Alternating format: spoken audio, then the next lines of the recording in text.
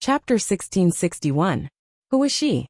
How could she open the door just by fiddling with the lock without using a key? Why would she need a key if the lock was there? The girls who were standing at the same spot gaped in shock as they watched Yun Jian walk away. It was only when the girl who almost bumped into Yun Jian sneaked down the stairs that they realized what had happened. The girl who almost bumped into Yun Jian was stunned when she saw the door open. Then she asked softly, "How did this door open?" The girl who just walked out opened it. "She just fiddled with the door and it opened," one of the girls replied in a daze.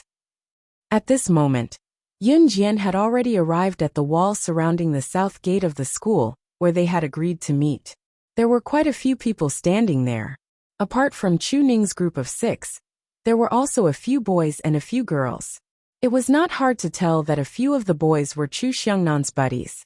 As for the girls, they were probably the girlfriends of Chu Xiangnan's buddies. Of course, one or two of the girls had tagged along to hang out. Min City Military Academy was huge, and there were many girls studying military medicine. Therefore, there were 3 female dormitories, while there were more than 10 male dormitories. Chu Ning, Jiang Weiwei. And these girls were definitely not in the same dormitory as Yun Jian. There were lights near the south wall, so Yun Jian could see the faces of the people in front of her clearly when she arrived. "There's a beauty here." When Yun Jian appeared, one of the boys whistled and looked at Yun Jian with a slightly teasing tone. When young boys and girls stood together, the boys would always have a sense of vanity. They would want to show off their most handsome or knowledgeable side in front of everyone. On the other hand, girls loved to show off how they were different from other girls in front of the boys. To put it bluntly, it was to show off their charm. "Xiangnan, you're amazing. How do you know such a beautiful woman?" The guy who had teased Yun Jian earlier even snapped his fingers at Chu Xiangnan. Chu Xiangnan smiled awkwardly, but in his heart he was thinking, "Didn't you guys ask to see Yun Jian? Xiangnan, is your Team Monarch's Grim Reaper coming or not?" However, she saw the boy poking his head towards the dormitory building. When he saw that it was pitch black, he turned his head and complained impatiently. The boy's name was Wu Yaotian, and he was a senior in the 3rd year of high school. He usually took care of Chu Xiangnan, but he was extremely prideful and liked to act cool in front of girls, especially beauties. "Isn't this already? It's already in front of you." Chu Xiangnan didn't have time to say anything. Wu Yaotian had already reached out his hand towards Yun Jian. He looked at Yun Jian with what he thought was a seductive gaze and said, "Beauty, let me carry you over the wall. Look at your precious body. Isn't it a little scary to climb over the wall?" As soon as Wu Yaotian said that, Yun Jian turned her body away. "Haha, the beauty is ignoring you." The other boys jeered again. Wu Yaotian licked his lips. He turned and grabbed another girl. After getting the other girl's permission, he carried the girl and jumped over the wall. Then he jumped back over the wall. "How is it? Am I good at climbing over the wall? It only took me a minute to bring you out. What do you think, beauty? Do you want me to carry you out?" Wu Yaotian reached out to Yun Jian again. "Brother Yaotian, why are you carrying her? Look, she's ignoring you. Just let her stay in school alone. We'll go out and have fun. She can't go out on her own. Don't bother about her." A girl who was standing at the side pouted and whined to Wu Yaotian when she saw that. This girl's name was Chi Mei. She was Wu Yaotian's admirer. "Beauty, if you don't come over, I'll carry another girl. This wall is 2 meters high. You won't be able to get out." Wu Yaotian threatened Yun Jian. As he spoke, he waved his hand again. As soon as Wu Yaotian finished speaking, he saw Yun Jian take 2 steps towards him. Wu Yaotian's eyes lit up. Just as the surrounding boys were jeering and thinking that Yun Jian was going to throw herself into Wu Yaotian's arms and beg to be carried over the wall. However, they saw Yun Jian run forward. Then, she jumped up and grabbed the top of the 2-meter-high wall with both hands. With a 360 degrees flip, she spun and jumped over the wall. Her movements were clean and neat, as if she had done this hundreds of times. This process didn't take more than 3 seconds. Chapter 1662.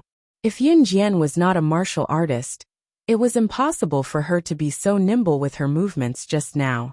When students from regular schools played truant, even boys would look pathetic when they were climbing over walls. However, if there were girls climbing over walls, the boys would have to look dashing when they did it. They were all students from the military school. Other than Yun Jian, the rest were seniors from the second and third years of high school. They had been training in the military school for 2 to 3 years, so their skills were naturally different from regular people. For Year 3 seniors like Wu Yaotian, climbing over walls was a walk in the park. He was confident that he could do it even if he had to carry a girl over the wall. However, Wu Yaotian and the rest did not expect Yun Jian to be able to climb over the 2-meter-high wall in just 3 seconds. Even the male students who were from the military class of the 3rd year of high school couldn't do such a thing. Xiang Nan, how was she so good? Wu Yaotian was dumbfounded. He looked at Chu Xiangnan and was interrupted by Chu Xiangnan. You can't afford to offend her. Chu Xiangnan looked at Wu Yaotian meaningfully, but did not reveal Yun Jian's identity. He patted Wu Yaotian's shoulder and walked to the wall with a smile before climbing over it. Chu Xiangnan befriended Wu Yaotian and the rest because they treated him well. However, that did not rule out the fact that Wu Yaotian and the rest liked to show off in front of girls. It was true that most boys liked to show off their abilities in front of girls. After Chu Xiangnan climbed over the wall, the other 5 members of Team Monarch did the same. The other 5 members of Team Monarch ignored Wu Yaotian and the rest. It was obvious that Wu Yaotian and the rest were in cahoots. TSK, what's there to be proud of? So what if she climbed over the wall? I can do it too. Qi Mei was indignant that Yun Jian had everyone's attention. Recalling how Yun Jian had flipped over the wall just now, she went over to do the same. Qi Mei, you have to be careful. Outside the wall, Yun Jian had been waiting for quite some time. Chu Ning, Chu Xiangnan, Jiang Weiwei, Lu Shiyin Fang Xiaoran, and Hong Fan had been working hard in the military school, and their skills had improved tremendously. Yun Jian had taken 3 seconds to climb over the wall, while the 6 of them had taken a longer time. However, Yun Jian could sense that they had improved as compared to the past. You've improved, Yun Jian commented with a press of her lips after Chu Ning and the others climbed out of the wall. Haha, of course. Otherwise, you wouldn't have said that we're as dark as charcoal when you saw us last time. Chu Ning went over to put her hands on Yun Jian's shoulders and told Yun Jian with a grin. After that, Chu Ning tilted her head and smiled at Yun Jian. Speaking of which, Yun Jian, this is our first time skipping school to have supper together, isn't it? I can bring you out every day if you want. Chu Xiangnan quickly whispered into Chu Ning's ear when he heard Chu Ning talking to Yun Jian with a smile. Shut up. I'm talking to Yun Jian. Chu Ning sprung up to knock Chu Xiangnan's head and rolled her eyes at Chu Xiangnan with a grin before talking to Yun Jian enthusiastically. It was 5 minutes later when Wu Yaotian and the others climbed over the wall. When everyone was out, Wu Yaotian asked Chu Xiangnan casually, just so he could take a few more glances at Yun Jian, who was standing beside Chu Xiangnan. Xiangnan, is Slashing God from Team Monarch coming or not? Is she going to stand you up? As he asked, Wu Yaotian took a few more glances at Yun Jian. Isn't she already here? Chu Xiangnan was surprised before he replied. Wu Yaotian and the others were stunned by Chu Xiangnan's words. Wu Yaotian snapped out of it and asked in disbelief. Where is she? Why don't I see her? She's Slashing God from Team Monarch. The Slashing God who won first place in this selection, our school's legend. Chu Xiangnan pointed at Yun Jian and told the incredulous Wu Yaotian. Initially, Qi Mei was still unconvinced by Yun Jian while Wu Yaotian and the others only treated Yun Jian as an ordinary girl. Wu Yaotian and the others even thought that she was a student from a military medical course. Now that they heard Chu Xiangnan's words, however, they were completely dumbfounded. Chapter 1663. Aya, what's with that expression? Yun Jian has always been our Team Monarch's killing god. Chu Xiangnan saw Wu Yaotian and the rest's deflated expressions and added a few words to help Yun Jian gloat. Other things aside, as a member of Team Monarch, Chu Xiangnan's favorite thing to do the most was to step in when others looked down on Yun Jian. It was a great feeling. Wu Yaotian and the rest were already stunned, but after hearing what Chu Xiangnan said, they were even more shocked. However, that was not enough as Chu Xiongnan continued to brag about Yun Jian's abilities. Don't judge Yun Jian by her skinny frame. Just look at her skinny arms and legs, and you'll see that she has no ability at all. Actually, the reason why Team Monarch is able to achieve what we have today is all because of Yun Jian. You guys don't know this, but the first time we carried out a mission, it was very difficult. That mission required us to. Chu Xiongnan stood by the wall and bragged to Wu Yaotian, and the rest while pointing at Yun Jian.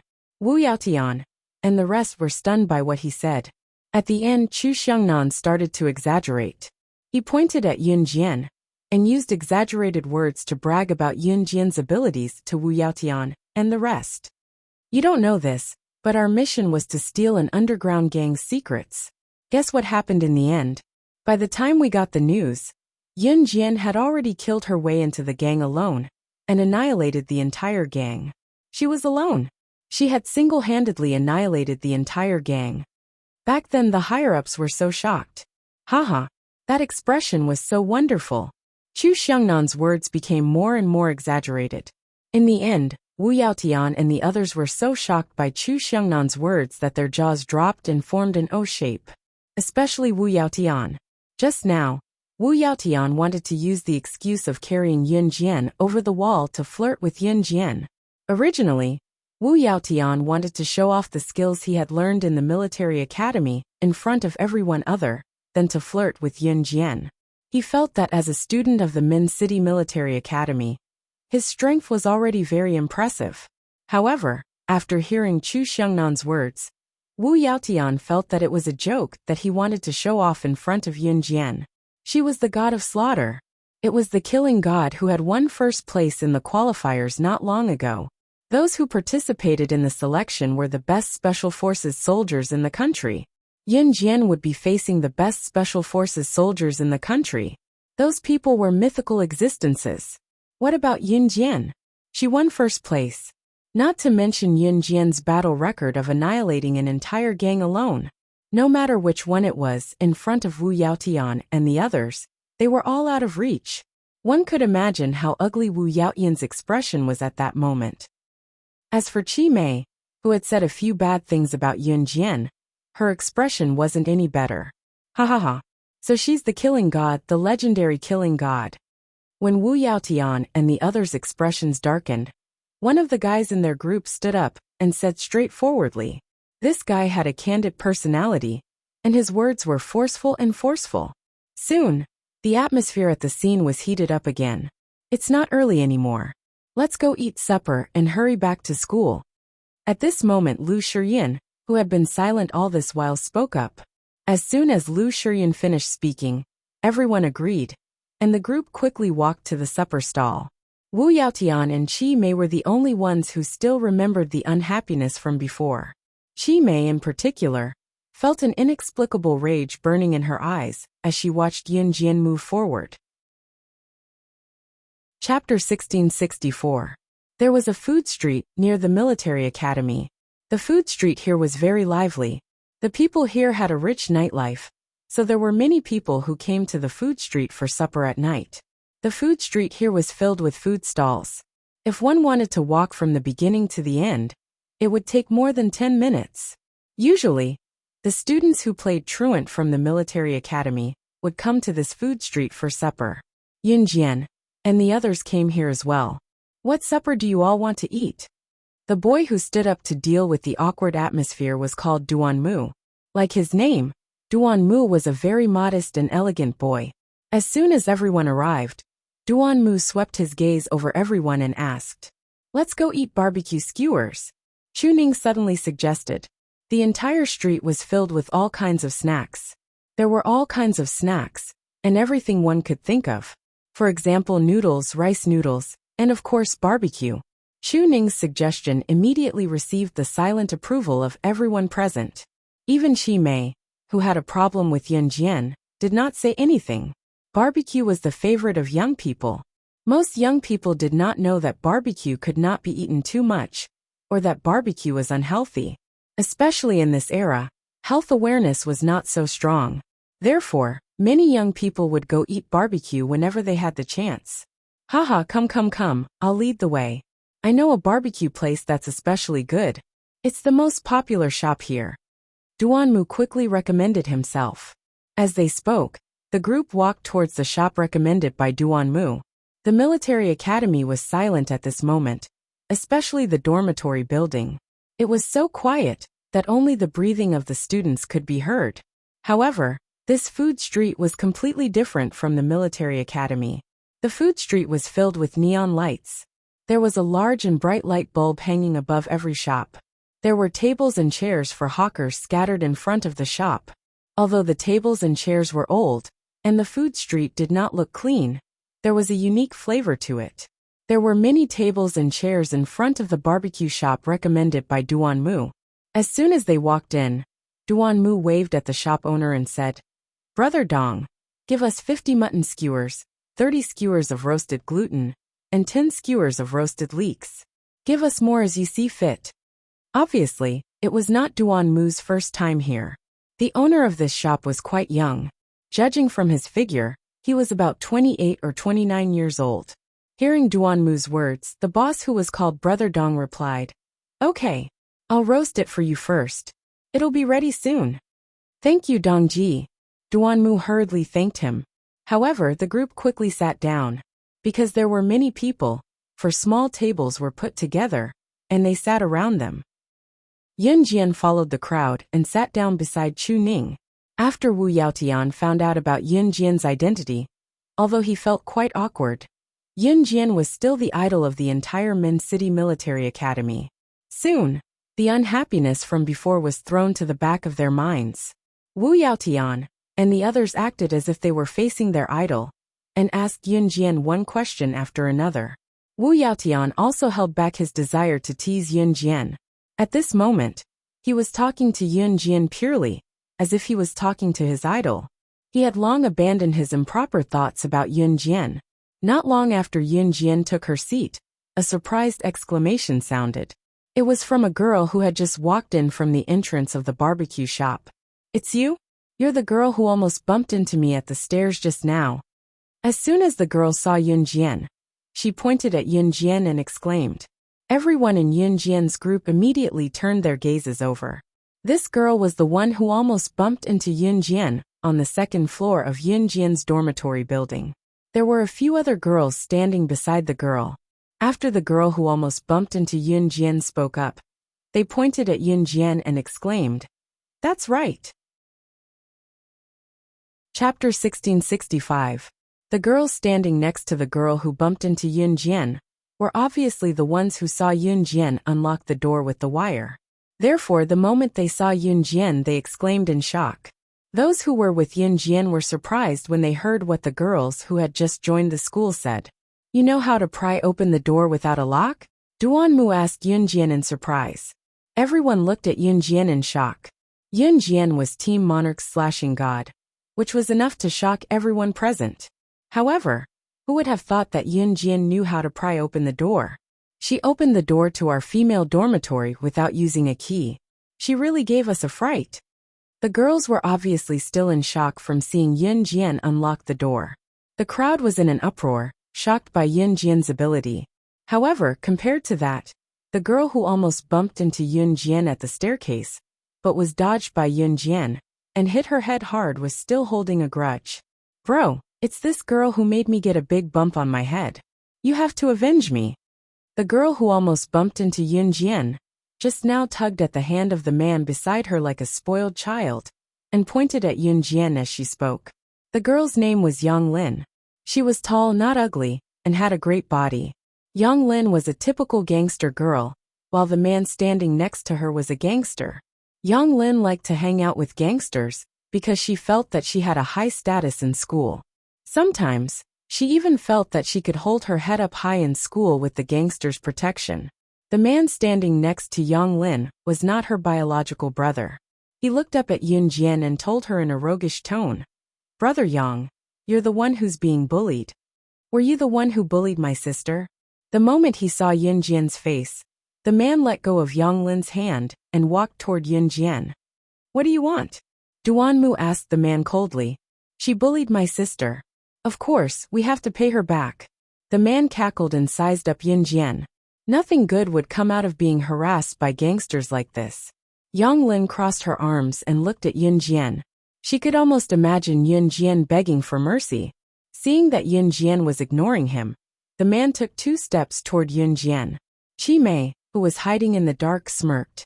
It seemed that Yin Jian would be in trouble without her doing anything. Just when Yang Lin and Qi Mei saw the man take 2 more steps toward Yin Jian's eyes flashed. With a glint in her eyes, she stood up abruptly from her seat and hollered, "Get down, all of you!" Then, she swept her leg at the man and kicked him in the knee, making him kneel on the ground. The people around them didn't know why Yin Jian suddenly shouted for them to get down, but they all obeyed. "What's wrong with you?" The people around them who trusted Yin Jian all got down. Yang Lin asked after Yin Jian spoke. "That's..." Before she could finish her sentence, Qi Mei's heart almost jumped out of her chest at the scene in front of her. In the next second, Yin Jian kicked a stool and sent it flying in the air. When the stool was kicked to its highest point in the air, a few gunshots rang out in the distance. Gunshots rang out and bullets flew toward them. Yin Jian's kick sent the stool flying toward the bullets that were fired out of the blue, right in front of everyone's eyes. Several bullets aimed at Yin Jian were intercepted by Yin Jian's stool. This scene frightened everyone present to the point that their faces turned pale. Especially Yang Lin and Qi Mei, who didn't trust Yin Jian. This scene completely overturned everyone's understanding. A gun. She actually has a gun. But before everyone could be surprised by Yin Jian's terrifying skills, Yin Jian bent down and picked up 2 bullet shells from the ground. She narrowed her eyes and looked at a certain spot. She, who had been silent all this time, now played with the 2 bullets skillfully in front of everyone. Then she curled her lips into a strange smile. Chapter 1666. Yin Jian fiddled with the 2 shiny bullet shells in her palm. She narrowed her beautiful eyes and stared at a dark corner of the food street. The food street was filled with snacks. The food street here was a straight street. If one were to cross left and right, they could pass through to a dark place or a street corner where there was no one.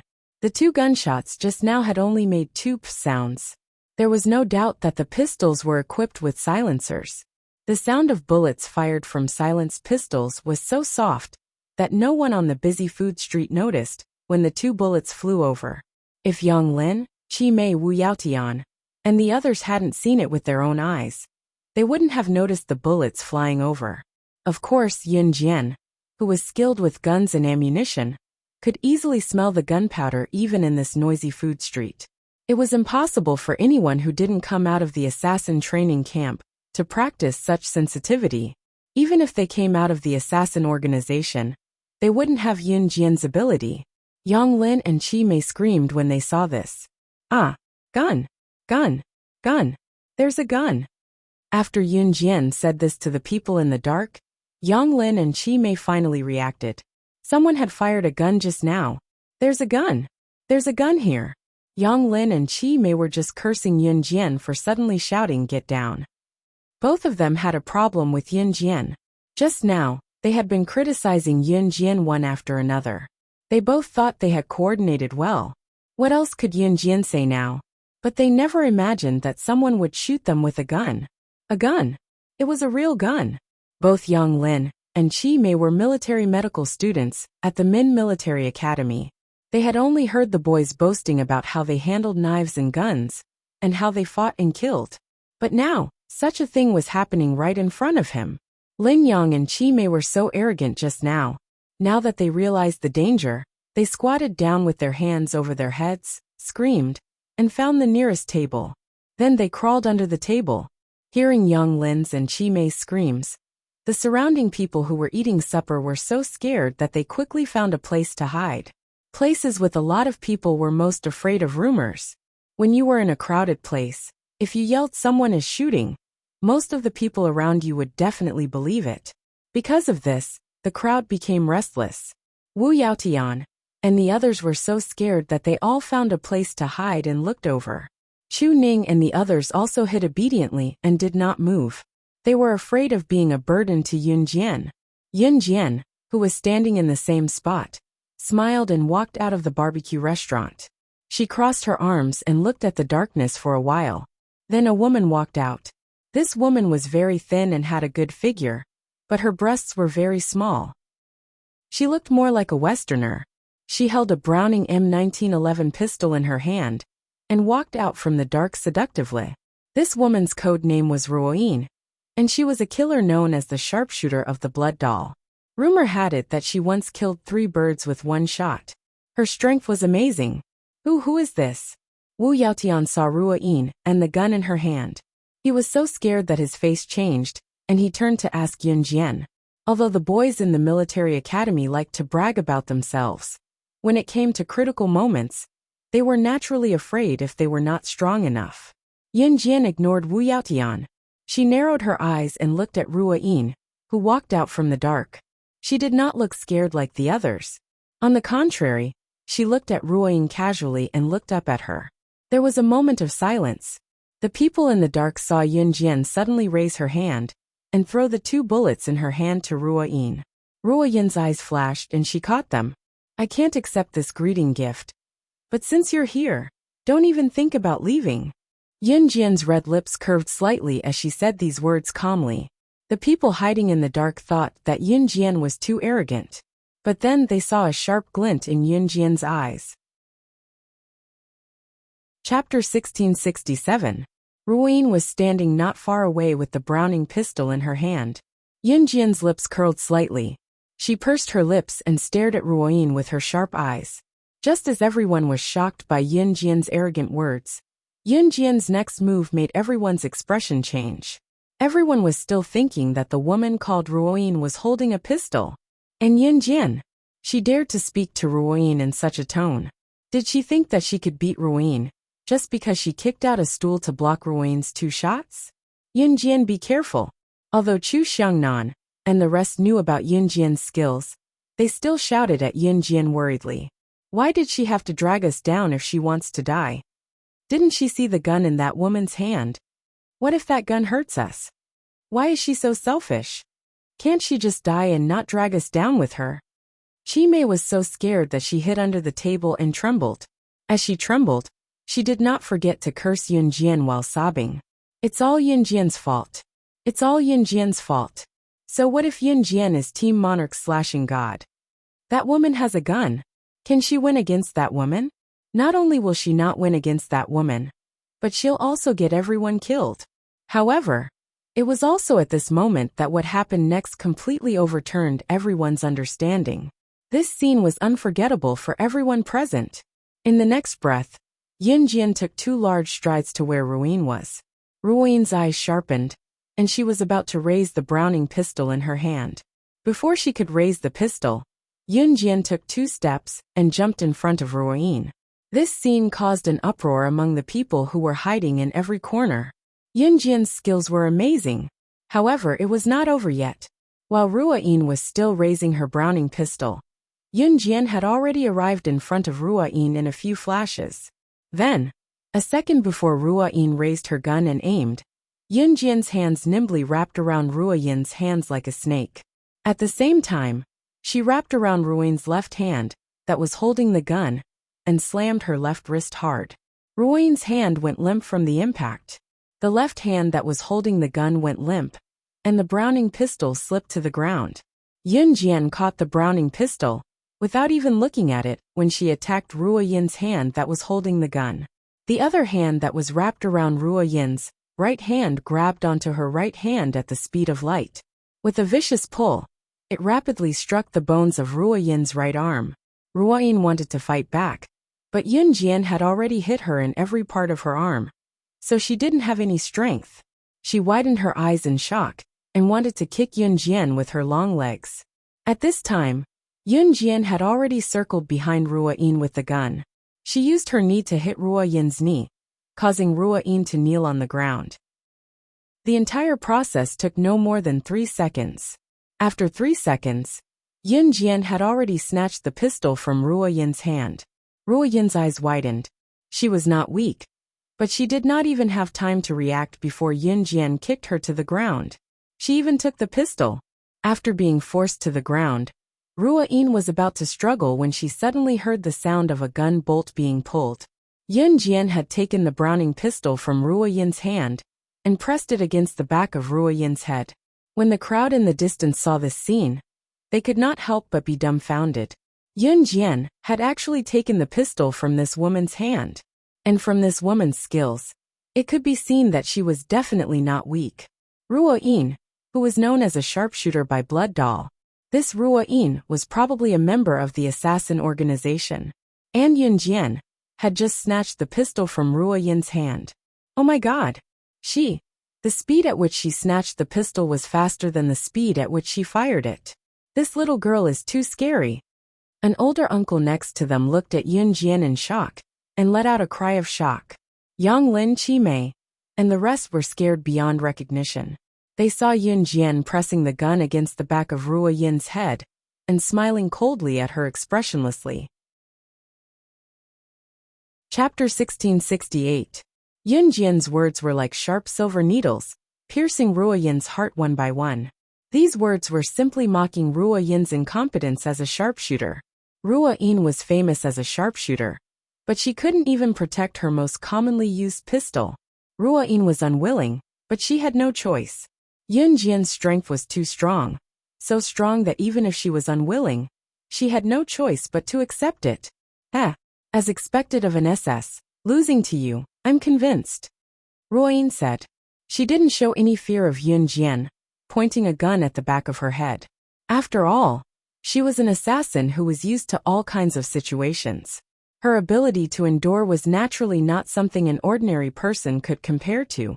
Seeing that Yun Jian was suppressing Ruo Yin, Yang Lin and Qi Mei, who were cowardly crawling under the table, quickly crawled out from under the table.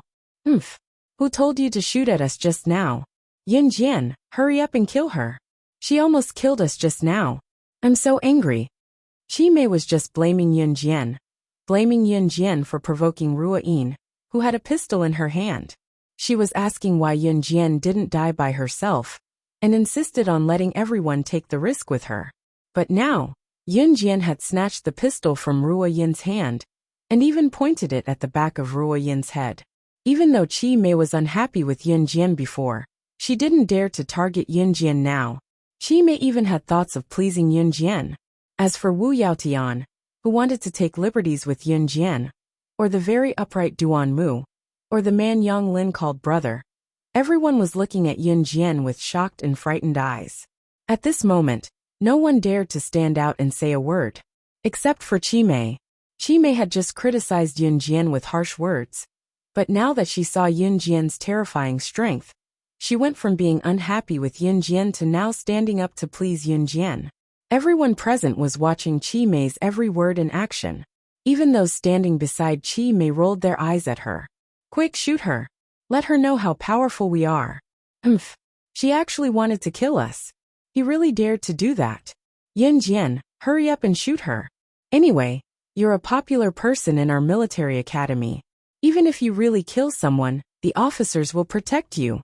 Qi Mei was indeed a talent.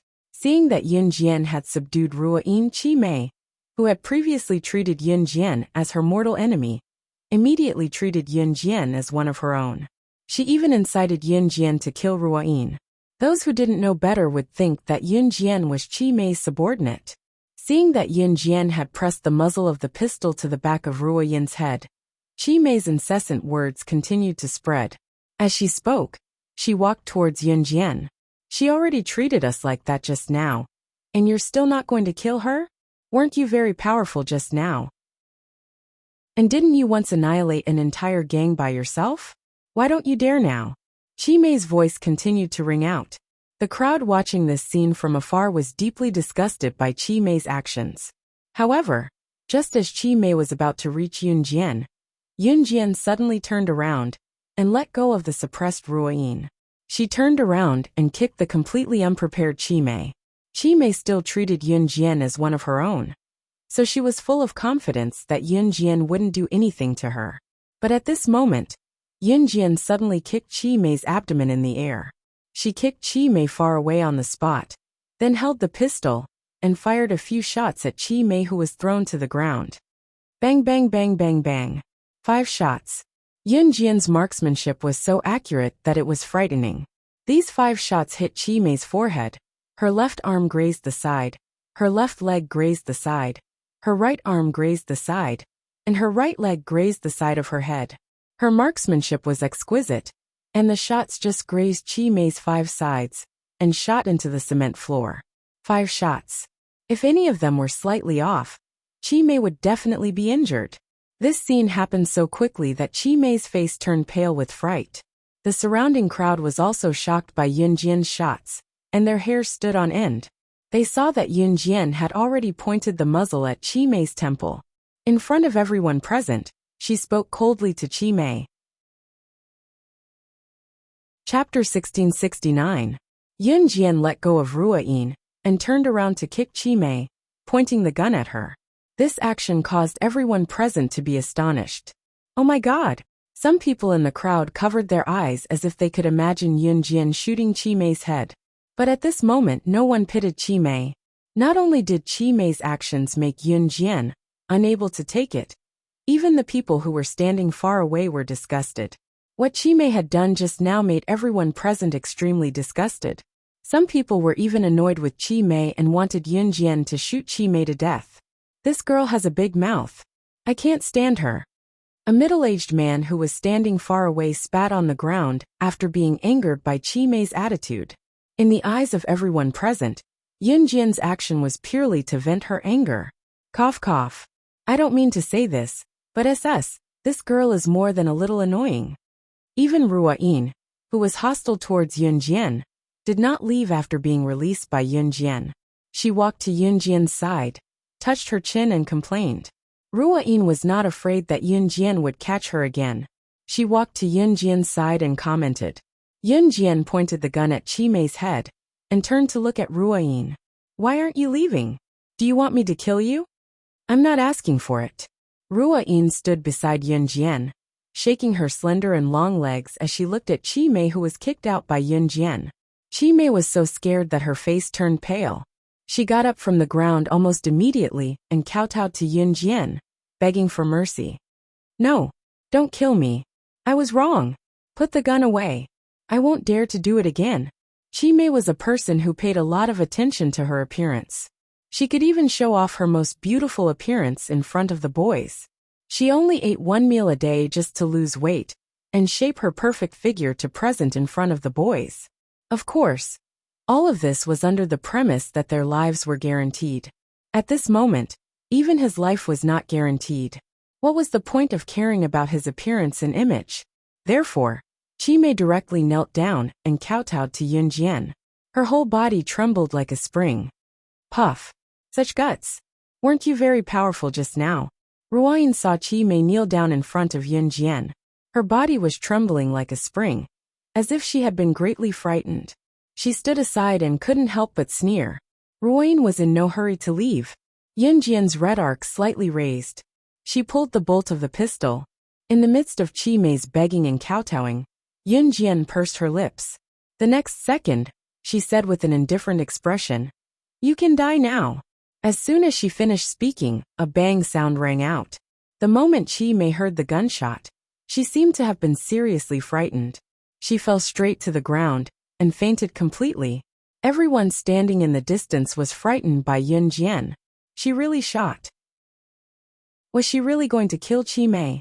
But before anyone could react, they saw Yun Jian suddenly point the gun at the dark place where Ruoyin had just come out from.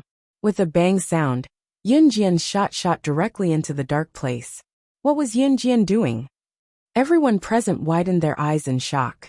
After the shot was shot into the dark place, a slender man of about 182 meters in height, who looked handsome just by looking at his figure, easily dodged Yun Jian's shot and exposed himself to everyone present. The man was about 23 years old. He wore a hoodie with a collar on his head, but it couldn't stop his handsome face from appearing and disappearing in the dark. When she saw the man, Yun Jian narrowed her eyes and smiled contemptuously. Chapter 1670. Ruoyin's expression changed when she saw that Yun Jian had fired a shot and forced the handsome young man out of the shadows. She had actually discovered their leader hiding in the shadows. Ruoyin's face turned pale with fright. She had originally thought that with her abilities, she would be able to take 1 or 2 blows from Yun Jian. However, she had never expected that Yun Jian would be able to subdue her in 1 blow. This was not a big deal. After all, Yun Jian's identity was not to be underestimated. However, Ruoyin had never expected that Yun Jian had already discovered their leader hiding in the shadows. Yun Jian had not said anything, but that did not mean that she had not discovered their leader's existence. Ruoyin was well aware of their leader's abilities. However, Yun Jian had actually seen through everything with 1 glance. Normal people might not have been able to see through Yun Jian's shot, but Ruoyin, who was also an assassin, could see through it with 1 glance. Yun Jian's shot had just happened to be aimed at the Blood Doll leader's hiding spot. Her speed, direction, and distance were all very accurate. If the leader did not walk out in front of everyone, he would have been hit by Yun Jian's shot. Yun Jian had controlled the speed of the shot just now perfectly. If the Blood Doll leader did not walk out, he would have been hit by that shot. Therefore, Yun Jian's shot had successfully forced the Blood Doll leader, who was hiding in the dark, to come out. Leader! Ruoyin suppressed the shock in her heart. She turned her head to the side to look at her Lord Chief and bowed to her. The Blood Doll leader's name was Di Lin. At this moment, Di Lin was dressed in black from head to toe. The hat behind his collar was also black. In this dark night, under the illumination of the surrounding neon lights, Di Lin's appearance was faintly discernible. This was a very young but pale face. He was handsome and spirited, but at this moment, his face was so pale that it made people feel a little scared. Di Lin didn't show any signs of panic after being discovered by Yun Jian. He waved his hand at Yun Jian, who was bowing to him, and stood in front of Yun Jian. Di Lin was about 182 meters tall, so Yun Jian looked very short when she stood in front of Di Lin. But in terms of aura, Yun Jian was many times stronger than him. Another person had arrived. Standing in the distance, Wu Yaotian, Yang Lin, and the others were dumbfounded beyond words. Everyone stared blankly at the scene before them. Yun Jian narrowed her eyes at Di Lin. "Tell me why you're here." Yun Jian narrowed her eyes and asked calmly, "I'm here to find my woman," Di Lin said to Yun Jian. He was wearing a black hoodie, so he looked like an emissary in the darkness. "Are you talking about Lung Mei, who was captured by me last time?" Yun Jian played with the gun in her hand and looked at Di Lin playfully. Di Lin didn't reply to this question. Ruoyin, who was standing at the side, couldn't help but want to complain, but she held it in. Lung Mei was the #1 expert of Blood Doll. She was adopted by the leader's father when she was young, and could be considered as the leader's childhood friend. Later on, the leader's father passed away, and the leader inherited Blood Doll. He used the fastest speed to develop Blood Doll into the largest organization in Southeast Asia. Lung Mei had always been by the leader's side. Lung Mei became the leader's woman when she was 16. She was the leader's first and last woman. But the leader's attitude towards Lung Mei was like treating a tool to warm his bed. Lung Mei had always felt that she was the leader's tool, and didn't dare to have any improper thoughts. In Blood Doll, who didn't know that Lung Mei was the leader's lover? Even Lung Mei herself thought that she was the leader's mistress. Ruoyin couldn't help but complain. She had long known that the leader treated Lung Mei differently. Not long ago, Lung Mei was captured by Yun Jian. Being captured by SS, Lung Mei could be killed at any time. Their leader Di Lin hadn't slept for a few days. This time, he even rushed here to ask Yun Jian for Lung Mei. But when it came to Lung Mei, their leader wouldn't even mention the word love. Chapter 1671. No one could understand Ruoyin's worries. She had joined the Blood Doll organization later on. She had been in the Blood Doll organization when it was still a small organization. Until Di Lin's father passed away this year, Di Lin became the new leader of the organization. In less than half a year, the Blood Doll went from a small organization in Southeast Asia to wiping out all the organizations in Southeast Asia and becoming the #1 assassin organization in Southeast Asia. It could be said that Ruoyin witnessed the development of Di Lin and Lung Mei's relationship with her own eyes. Even a bystander like her was puzzled. Her leader liked Lung Mei but didn't say anything. It felt like the eunuch was more worried than the emperor. Even a eunuch like her was anxious to find a way to matchmake her leader and Lung Mei. It was so heart-wrenching. Yun Jian played with the gun in her hand and looked at Di Lin with a frivolous gaze, waiting for his reply. Yes, Di Lin said to Yun Jian expressionlessly. The woman he was looking for was Lung Mei, who was captured by Yun Jian last time. Seeing that the atmosphere had calmed down, Wu Yaotian, Duan Mu, Brother Dong and Yang Lin, who was holding a grudge against Yun Jian at the school dormitory, as well as the hooligan who called him brother, walked out of their hiding place. Even so, they didn't dare to come close. Who knew if the gun in Yun Jian's hand would go off accidentally? That was a gun. A real gun. If it went off accidentally, someone would die. Even so, everyone was confused by Yun Jian, Di Lin and Ruoyin's words. What was the Blood Doll organization? And Yun Jian captured someone called Lung Mei? What was going on? If they hadn't seen Yun Jian's gun go off with their own eyes, and confirmed that it was a real gun, they would have thought that Di Lin and Ruoyin were actors hired by Yun Jian. His purpose was to flaunt his groundless abilities in front of everyone.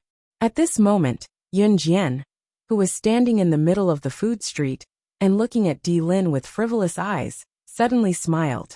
She raised her beautiful eyes and stared at God's descent's eyes. After a moment of silence, she opened her mouth and said, "I'm sorry. I'm a person who never makes a losing deal. You can take him back, but I have a condition." Upon hearing that Yun Jian had a condition, everyone standing in the distance pricked up their ears to listen. "Speak," Di Lin said with a dark face. Yun Jian's smirk calmed down at once. Looking at Di Lin coldly, she recollected her playful expression and spoke in a chilling voice that rang in everyone's ears. "The blood doll belongs to me. You can take the person away." What she wanted was the entire blood doll organization. Even though the crowd did not know what the blood doll was, they could feel that it was not something ordinary. After hearing Yun Jian's words, everyone present gasped. They had to admit that Yun Jian was very arrogant. What she wanted was not money or status. She wanted the entire blood doll organization. Hearing this, Ruoyin's emotions tensed up. Unable to restrain herself, she almost attacked. "I can give her to you, but before I give you the blood doll, I want to see her in perfect condition." Di Lin waved his hand at Ruoyin and looked sharply at Yun Jian. When Di Lin said that, even Yun Jian was slightly shocked. The blood doll was not a small organization. In the past, it might have been a small organization in Southeast Asia, but now, it was the top organization in Southeast Asia. How could he give it up so easily? Deal. Even though she was doubtful, Yun Jian finished her sentence without changing her expression. What she wanted was not just the blood doll organization. She wanted everyone in the organization. Chapter 1672. I'll see you in Longmin City this Saturday. I'll bring you to her. Of course, you'll have to show your sincerity first, like, who's the mastermind behind the blood doll organization's mad pursuit of me? Yun Jian narrowed her eyes and looked at Di Lin, reverting to her usual demeanor. Unbeknownst to her, a smirk crept up the corners of her lips again. Yun Jian crossed her arms and looked at Di Lin lazily, waiting for his reply. The crowd from afar had no idea what Yun Jian and her friends were talking about due to the confusion they were having. What was the mastermind behind the blood doll organization's mad pursuit of her? Was the blood doll an assassin organization that had been hunting Yun Jian recently? Yun Jian was neither a leader nor an internationally renowned figure. Why would they want to hunt her down? No matter how many questions the crowd had, they dared not ask them now. What a joke. The gun in Yun Jian's hand was not just sitting there without a use. The crowd was only slightly puzzled when they heard what Yun Jian and her companions said. In spite of it, Ruoyin and Di Lin, who had always been calm, looked grim when they heard what Yun Jian said. Yun Jian was indeed an SS. She actually knew that the blood doll was hunting her down. The blood doll organization had interrupted the Kosha mercenaries' missions many times recently. It was not that the blood doll leader was stupid enough to do so. There was someone behind the blood doll. Di Lin's skin was pale. He was wearing a black hoodie, and his handsome face was covered by the black hoodie. Di Lin's expression darkened when he heard what Yun Jian said, but it was hard to discern the change in his expression due to his pale complexion. Those who were more attentive would be able to tell that Lin was truly surprised by what Yun Jian said. As long as she's unharmed, these aren't secrets, said Lin.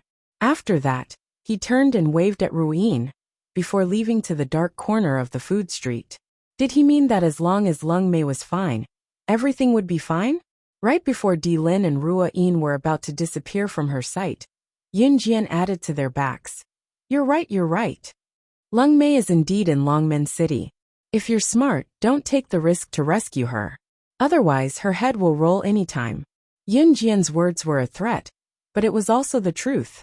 Yun Jian was a woman of her word. He had never failed to get what he wanted. It was the same for the blood doll. Lin and Ruyin paused in the darkness when they heard Yun Jian, and then their figures flashed and vanished swiftly. Yun Jian, who were those two people just now? Why did they want to kill you? Chu Ning and the others have been standing behind Yun Jian since the beginning. Chu Ning blinked at Yun Jian and asked. Yun Jian's pretty eyes blinked at Chu Ning's question, her red lips curling. Just as everyone thought that Yun Jian was going to defend herself, Yun Jian relaxed and grinned at Chu Ning. Take a guess. After that, Yun Jian walked around Chu Ning and the others to return to the table, where they had barbecued skewers, and sat on the stool. The people around them stood at the side. Due to what happened just now, no one dared to sit at the table recklessly. They were afraid that bullets would shoot out from the dark like just now. Yun Jian sat at the table as if nothing had happened. She picked up a mutton skewer on the table and gobbled it down, commenting softly, "Smells good." Looking at Yun Jian's reaction, and recalling Yun Jian's ferocious skills just now, the people around them could not help gulping. If it were not for the mess around them, everyone would have thought that what happened just now was just a farce. Chapter 1673. Yun Jian ate with relish. It was not until 30 minutes after Lin and Ruyin left that the food street returned to its initial calm. Along the way, the police came to investigate the situation. But after finding out that no one was injured, they called the witnesses to register, and did not make things difficult for Yun Jian. Chi Mei was so frightened by Yun Jian's shot that she fainted. Chi Mei thought that Yun Jian's shot was aimed at her head, so she fainted. In the end, it was Wu Yaotian and the rest who reluctantly carried Chi Mei back to school. She only woke up when they arrived. Even though this incident had caused quite a stir locally, it was fortunate that it did not alert the school. Hence, no one knew that Yun Jian and the rest had played truant at night. Yun Jian returned to the dormitory and fell asleep immediately. The next morning, Yun Jian woke up early in the morning. Even though she slept late last night, Yun Jian did not sleep much. As usual, she woke up earlier than the rest of the students and went to the field for a few rounds of morning exercise. By the time she reached the classroom, most of the students had already started their morning reading. The students of Min City Military Academy usually woke up at 5:30 am and started with half an hour of morning reading, followed by half an hour of morning exercise. At 6:30 am, they would finish their morning exercise and head to the canteen for breakfast. Half an hour of morning exercise every morning was already very tiring. Hence, when it came to breakfast, the students in the school would have a huge appetite. Plus, there was a lot of training in the military academy. Hence, both boys and girls had bigger appetites than students from other schools. If they could train, of course they could eat.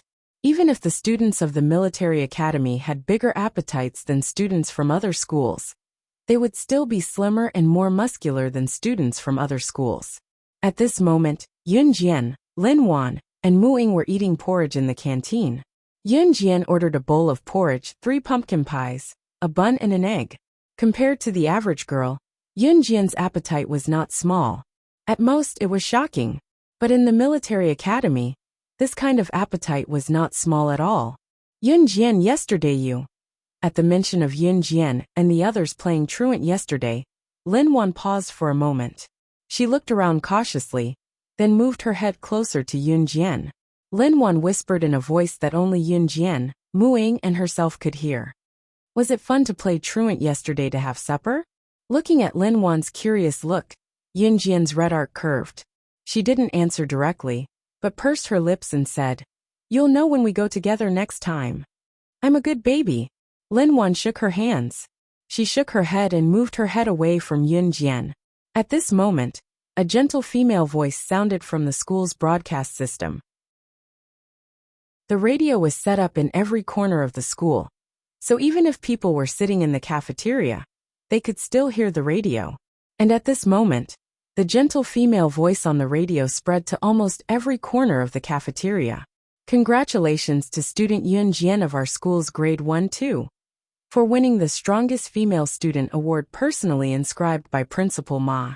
Student Yun Jian is being praised by the entire school. Next, student Yun Jian who heard the broadcast, please come to the Academic Affairs office to receive your award. As soon as the gentle female voice on the radio finished speaking, Yun Jian's mouth twitched. Not only Yun Jian, but all the students who heard the broadcast were dumbfounded. Strongest Female Student Award? What the hell was this? When did this award become available? How come it had never happened before? Chapter 1674. Award. Strongest Female Student. Puffed. It was personally inscribed by Principal Ma. Yun Jian, was it because your performance at the selection round was too amazing, and you won first place? That's why Principal Ma gave you such an award. And it was announced to the entire school. Lin Wang covered her mouth. Principal Ma's funny behavior made her laugh. Awarding certificates was something that happened in every school. However, the usual awards were nothing more than exemplary student, activist, good child, and so on. Higher up would be first prize, second prize, and third prize. At the very least it would be first prize, second prize, and so on. But what about Yun Jian? On the other hand, Principal Ma had personally written a certificate for her as the strongest female student. The problem was that this award had never been given out since the establishment of Min City Military School. In other words, what Yun Jian received was the highest honor. Therefore, when the announcement was broadcasted, all the students around them were discussing who Yun Jian was, who was crowned as the strongest female student award or title. Weren't the students of grade 1-2 high school freshmen? A freshman in grade 1 actually received Principal Ma's favor. The female voice in the broadcast repeated several times. Yun Jian wasn't in a hurry. She only parted ways with Lin Wan and Mu Ying after she finished her breakfast. Yun Jian walked unhurriedly to the school's administration office. Early morning was the most refreshing time of the day. At this time, all the teachers had gone to eat breakfast, so only a few students were left in the administration office. Yun Jian had just arrived at the entrance of the administration office when the female student standing inside stopped Yun Jian. The teachers have all gone to the cafeteria to eat. If you have anything to say to the teachers, come back later. This female student was the most trusted student of one of the teachers in the administration office. The teachers in the school would usually have one of their most trusted students. This female student was the most trusted student of one of the teachers in the administration office. Usually, when the teacher needed to organize information, the female student would be called to the office to help. Because she was deeply doted on by the teacher, the female student was especially arrogant in front of other students. There were always a few students in the school who were as obedient as lapdogs in front of the teachers. They would take on any chores or dirty work and were deeply trusted by the teachers. However, they were unusually arrogant in front of other students. The female student who stopped Yun Jian was such a person. Now that there were no teachers in the administration office, the female student felt that she was the one in charge of the administration office. Therefore, before Yun Jian could enter the administration office, she was stopped by the female student and ordered Yun Jian to come back later. I'm Yun Jian from year 1-2. I heard the announcement and came to collect my certificate. Yun Jian did not waste time with the girl and went straight to the point. You're Yun Jian from grade 1-2? After the female student heard Yun Jian's words, she sized up Yun Jian from head to toe. This female student was a senior in grade 3, so after hearing Yun Jian's words, she looked at Yun Jian with a questioning gaze. A grade 1 student could actually gain the favor of Principal Ma. If this wasn't getting in through the back door, then what was it? The female student looked at Yun Jian with disdain. Originally, she only wanted Yun Jian to come back later to find the teachers in the administration office. Now that she heard that Yun Jian was grade 1 too, as Yun Jian, she was even more unwilling to let Yun Jian enter the administration office. I already said that the teacher isn't in the administration office right now. You're just here to get an award. Why do you have to come and get it now? What if the administration office lost something because of you? Can you afford to pay for it? The female student didn't let go and aggressively said to Yun Jian. Chapter 1675. This female classmate who was deeply doted on by the teacher and who usually followed the teacher around like a bootlicker was called Wang Tingting. Wang Tingting studied military medicine, which also meant that her strength was no different from that of a normal girl. A portion of the people in Min City's military school trained their skills every day. When they graduated, they would either become soldiers or special forces. There was also a portion of them who studied military medicine. Most of them were female. As a military medicine student, Wang Tingting didn't have a deep understanding of strength. Moreover, in Wang Tingting's impression, if a girl mixed with boys, trained her skills, and lived like a boy, how could she be considered a girl? Moreover, even if a girl joined the military, how capable could she be? Wasn't it just to attract the boys' attention? Wang Tingting was like an obedient girl in front of the teacher. She usually didn't put on makeup and was ugly, but she knew how to flatter. In front of the teacher, she was very good at flattering. Wang Tingting was very proud to be able to survive until now and be treated like a treasure by the teacher. She was a classic example of fawning in front of the teacher and being arrogant in front of the students. She had the attitude of, I have the teacher's support. You have to submit to me even if you don't want to. Therefore, the girls in Wang Tingting's class usually didn't want to interact with her. However, Wang Tingting liked to flirt with the boys and play around. Yun Jian wasn't afraid of Wang Tingting using the teacher to threaten her. She looked at Wang Tingting without changing her expression and said, The announcement is for me to get the certificate, so move aside. I already said that the teacher isn't in the academic affairs office now. Do you think you can enter just because you want to? If you have the guts, go and call the teacher back yourself. Otherwise, you can come and get the certificate later. Wang Tingting blocked the entrance of the academic affairs office. She raised her head and looked at Yun Jian arrogantly. Wang Tingting, are you helping the teacher here again? Just as Wang Tingting's voice fell, a group of boys walked over from the side. These boys were obviously seniors in the third year of high school. After the boys walked over, Wang Tingting first said a few flirtatious words to them. Then, she turned to point at Yun Jian and said to the boys, It's this girl. She didn't listen to me. I've already told her to come and collect the certificate later. Who's going to be responsible if something goes missing in the teacher's office? But she refused. Wang Tingting simply inverted right and wrong, black and white. Yun Jian had clearly heard the announcement and came to receive the award. However, Wang Tingting had stopped her. Not only had she used the teacher to threaten her, she had even accused Yun Jian of being the guilty party. Wang Tingting obviously had a good relationship with the boys, who were walking around the school during the break. Hearing Wang Tingting's words, the boys looked at Yun Jian with strange eyes. Yun Jian was beautiful, but the boys also had a good relationship with Wang Tingting. Hearing that Yun Jian was here to receive the award, she recalled what she had heard on the radio just now. The boys scanned Yun Jian from head to toe. You're Yun Jian, the one in grade 1 too, who was crowned as the strongest female student by Principal Ma himself? It can't be. She looks so small. I thought that Yun Jian was a she-devil who weighed 100 kilograms. How could it be her? The boys looked at Yun Jian with great interest. However, it didn't take long for the boys to look away. Yesterday, a few students in our school skipped school to eat supper at the snack street. Something big happened. At this moment, a boy suddenly spoke up. What happened? Wang Tingting immediately became interested when she heard this. Especially in front of Yun Jian, Wang Tingting felt that she got along well with these boys. Moreover, these boys were very good at gossiping. Therefore, she felt that it was very impressive to know these boys.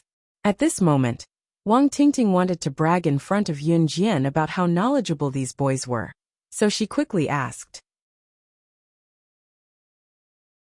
Chapter 1676.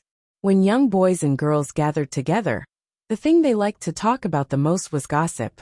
Hearing gossip from other people's mouths was far more interesting than hearing about what happened to themselves. A few boys wanted to brag about their gossiping skills in front of Yun Jian, so they opened their mouths to talk. They didn't expect Wang Tingting to be so cooperative. As a result, the boys became even more excited. Bragging in front of girls was already a very fulfilling thing, let alone in front of a very beautiful female classmate. So the boys became more and more excited as they talked. Later on, that female classmate suppressed everyone. I heard that she was very powerful. Very cool. Yesterday, my brother also skipped school to have supper with his girlfriend. He saw it with his own eyes. That female classmate's strength can only be described with 4 words. Invincible. One of the boys' saliva splashed. Yun Jian was far away, so she wasn't splashed. The boys standing in front of this boy and Wang Tingting were splashed by the boy's saliva. But at this moment, no one said anything. Wow, that's amazing. Then do you know who that person is from our school? Wang Tingting revealed a look of admiration. Speaking of this, Wang Tingting glanced at Yun Jian. While admiring the powerful person mentioned by the boys, she didn't forget to look at Yun Jian with disdain. That person is really powerful. What about you? I really don't know how you got that strongest female student award. Pfft, don't tell me you got it by sleeping with your body. Wang Tingting's last sentence was quite loud. Yun Jian was very good looking, but she was a freshman in high school. As a freshman, she didn't have much strength or experience. Her body was thin and weak, and she only had good looks. So other than sleeping with others, how could she get the strongest female student award? Just as Wang Tingting finished speaking, before Yun Jian made a move, the boy who said that his brother saw the powerful scene of the female classmate yesterday, with his own eyes pointed not far away, and shouted in surprise. Look, that's my brother. I asked him to come over and tell you guys how powerful the female classmate he saw yesterday was. Hee. I heard that she snatched the gun away from him in an instant. Just as the boy finished speaking, he saw that his brother had already rushed over. Before the boy could finish his words, his brother had already looked at Yun Jian, as if he had seen his idol, and shouted in surprise. It's you. It's you. It's actually you. Yesterday, you were the one who flew out of the bench to block the bullet. You even snatched the gun from the woman who was holding it. You even told her that you can't even protect your own weapon. What kind of sharpshooter are you? Classmate, you're my idol. When the boy's brother saw Yun Jian, he was so excited that words couldn't describe it. Seeing this, the surrounding people were instantly dumbfounded. What? She was the girl who was rumored to have snatched the pistol from the enemy? When Wang Tingting heard this, she felt a pain in her head. For a moment, she had a feeling of disbelief. She was the female classmate that everyone was talking about. However, this was not the end. Immediately, everyone was stunned when they saw a slightly older figure walking over from not far away. The moment he saw Yun Jian, this slightly older man actually started running. The people present focused their gazes. Wasn't this man the Min City Military Academy's Principal Ma? Why was Principal Ma here too? Wang Tingting and the boys present were a little stunned. Before she could recover from her shock, she saw Principal Ma running to Yun Jian and speaking to her in a rather agitated tone. You're a genius, Mr. Ma. Classmate Yun Jian, you really didn't let me down. You won first place in this selection competition. First place. Ha ha ha. Of the 100 Special Forces soldiers who participated in this selection competition, which one of them isn't the most powerful person in our country? And you actually won first place in the selection competition. Chapter 1677. As the principal of Min City Military Academy, Principal Ma was usually fierce, but he was very kind to students who needed help. However, as the principal of Min City Military Academy, he was not often in the school due to his official position. Therefore, most of the students only saw Principal Ma's serious face. Wang Tingting and the boys present were seniors in their 3rd year of high school. They had been in Min City Military Academy for more than 2 years, and it was now their 3rd year. This was the first time they had seen Principal Ma so agitated. Come, come, come. Why are you still standing at the door? Go in. Come in for a cup of tea at the Academic Affairs office. Before Wang Tingting's face darkened, Principal Ma had already ushered Yun Jian into the Academic Affairs office, as if he was a leader. Wang Tingting stood at the entrance of the Academic Affairs office. It was her first time encountering such a situation. She could not leave as she had not completed her teacher's orders. She could not stay either. After all, she had spoken to Yun Jian in that tone.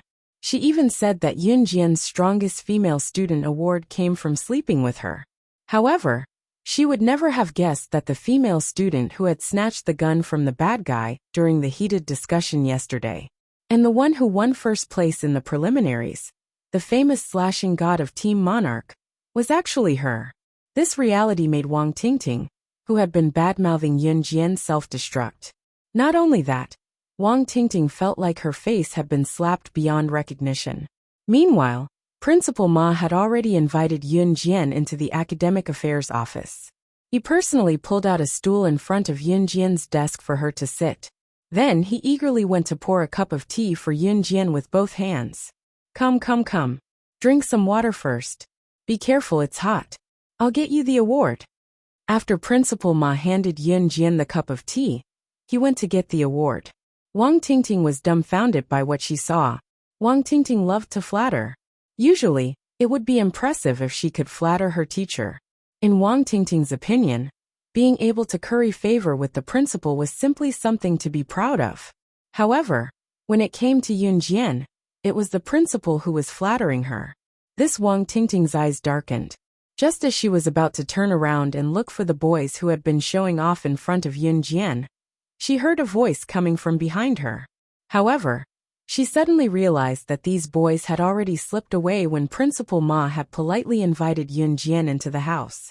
Just now, he wanted to show off in front of the beautiful junior, so he flaunted his vast knowledge. She didn't know that the person the boys were showing off to was Yun Jian herself. Naturally, the boys were too ashamed to stay there. They didn't even say goodbye and ran away. In the end, Wang Tingting gritted her teeth and slipped away. She planned to wait for Yun Jian to leave before coming back to deal with the things that the teacher had instructed her to do. Later, she would use the excuse of having a stomachache to tell the teacher that she had a stomachache, so she went back to the toilet first before coming back to tidy up. After sitting in the Academic Affairs office for a while, Yun Jian returned to the classroom after being praised by Principal Ma. According to Principal Ma, the time to go to the hunting school had not been set yet, and they were still waiting for the notice. However, he told her to be prepared at all times. When the notice came, she would set off at any time. Yun Jian acknowledged Principal Ma and returned to the classroom. A week passed quickly, and it was Friday in the blink of an eye. Ce was not around on Friday. When Yun Jian returned to Longmen City, she felt that the house was a little lifeless. She was not used to it, but the night passed just like that. The next morning, when the sun had just risen, there was a knock on the door. Yun Jian did not even need to guess to know that it was Rua Yin and Di Lin who were knocking. As expected, once the door opened, Yun Jian saw Rua Yin, who had left after knocking on the door, and Di Lin, who stood behind her. Di Lin was still in his initial disguise. He was dressed in black from head to toe with a black hoodie on his head, but it could not hide his handsome yet slightly pale face. I'm here to pick up my woman. Di Lin went straight to the point. Yun Jian's lips curled into a smile. Chapter 1678. Let's go. Yun Jian waved. She walked around Ruin and Di Lin and led the way. Qin Yiru had gone to work at the florist early in the morning, so before Yun Jian brought Ruin and Di Lin to look for Lung Mei, they bought a few buns from the roadside and ate as they walked. Qin Yiru slept early and woke up early now. Working at the florist was not tiring at all. Other than taking care of the children, she looked much younger now compared to when she was working hard. Logically speaking, Qin Yiru should have spent the rest of her life at home 20 to 30 years earlier than her peers, after giving birth to such a capable daughter like Yun Jian. However, Qin Yiru insisted on going to work. That was because once a person lacked exercise, their body would deteriorate. Some elderly people had a common problem before they passed away, which was that they could not walk. Walking was considered exercise too. Once a person stopped exercising, they would soon become useless. Therefore, even if the elderly were seriously ill, they should never forget to bring them out for a walk. Even if they could not walk, they should push their wheelchairs out to get some sunlight. Even if they could not live to 100 years old, they could at least live longer. Qin Yiru had realized this long ago, so she could not stop exercising. After buying a few buns, Yun Jian walked lazily on the way to Qin Yu's house, while Ruoyin and Di Lin followed her without a word. It was neither near nor far from Qin Yu's house to Qin Yu's suite. Yuni usually had extra classes on Saturdays. Her studies in Songshan High School were especially tight, so she did not have a break on Saturdays and Sundays. We've walked so far. Are we there yet? You can't lie to us. Ruoyin could not help but shout after walking behind Yun Jian for a while. I can't even afford a cab now after your people mess things up. Take your time, don't rush. Also, don't call me SS here. You can call me Yun Jian. Yun Jian turned to Ruoyin with a grin, half joking. Yun Jian was referring to the fact that the blood doll had recently interfered with the missions of the kosher mercenaries. Ruoyin was rendered speechless by Yun Jian's words, and was glared at by her own leader. Thus, Ruoyin could only swallow the words she wanted to say back to Yun Jian. It's here. Yun Jian led Ruoyin and Di Lin on a leisurely walk for half an hour, and finally arrived at Qin Yu's door. When she reached the door, Yun Jian stretched herself. It's nice to take a walk in the morning. What's more, there were 2 lackeys following behind him. This feeling was not bad. Yun Jian had the key to Qin Yu's house, so she took it out when they arrived at the door. As soon as the door opened, a graceful voice rang out from within the room. It's burnt. Ha ha ha. I've won 3 rounds today, so tonight's bowls, chopsticks, and our clothes are all yours. Yun Jian had just opened the door when this graceful voice sounded. Yun Jian raised a brow. Ruoyin and Di Lin could not help the corners of their lips twitching when they heard the female voice. The female voice undoubtedly came from Lung Mei. Just as the female voice ended, another young voice continued. Grandpa, Grandpa. Let's go save Grandpa. Inside the house, Lung Mei, Qin Yu, and Gu Nianji were playing mahjong together. The 3 of them had nothing to do, so they decided who would wash the dishes and clothes today based on the outcome of the mahjong game. Lung Mei had won 3 rounds in a row. She spread out the mahjong tiles excitedly and stood up. The color TV next to her was still playing Qin Yu's favorite show, Calabash Brothers. Yun Jian could not help the twitch of her lips when she saw this scene. As soon as she stepped through the door, Lung Mei stood up excitedly, and even made an I've won gesture. However, just as she stood up to cheer her victory, she caught sight of Yun Jian, who was standing outside the door, and Di Lin, who was standing behind Yun Jian and Ruoyin. Lung Mei almost slipped when she saw Di Lin. She steadied herself and looked at Di Lin in shock. Leader, why are you here? Lung Mei had always thought that she was just Di Lin's mistress. Now that she was captured by Yun Jian, Di Lin would only give up on her as a pawn. Chapter 1679. Ruoyin was dumbfounded when she saw Lung Mei wearing Qin Yu's rabbit slippers and cute teddy bear pajamas. She looked so relaxed and comfortable. When Lung Mei was in the blood doll, she had always presented herself as an aloof and cold person. What was up with her today, though? The moment the chief found out that Lung Mei was captured by Yun Jian, he could not sleep well and did not eat much during the day. SS was known for their ruthlessness. Who knew if Lung Mei would be killed after being captured by Yun Jian? However, reality proved that Ruoyin and Di Lin were wrong. Not only was Lung Mei not dead, she was still wearing the rabbit slippers and teddy bear pajamas as she played mahjong with Qin Yu and Gu Nianji. After winning the game, she even jumped up excitedly to tell Qin Yu and Gu Nianji, who were in the same team as SS who captured her, that they would take care of the bowls, chopsticks, and clothes for the 3 of them tonight. Where was the danger? The chief was worried that something would happen to Lung Mei, so he gave the entire blood doll organization to Yun Jian. Yet, Lung Mei was hiding here playing mahjong. Ruoyin, you're here too? Lung Mei looked at Ruoyin and lowered her hand that was raised in excitement. She gulped and looked at Dilin and Ruoyin, her voice growing softer. Lung Mei, you're living such a comfortable life.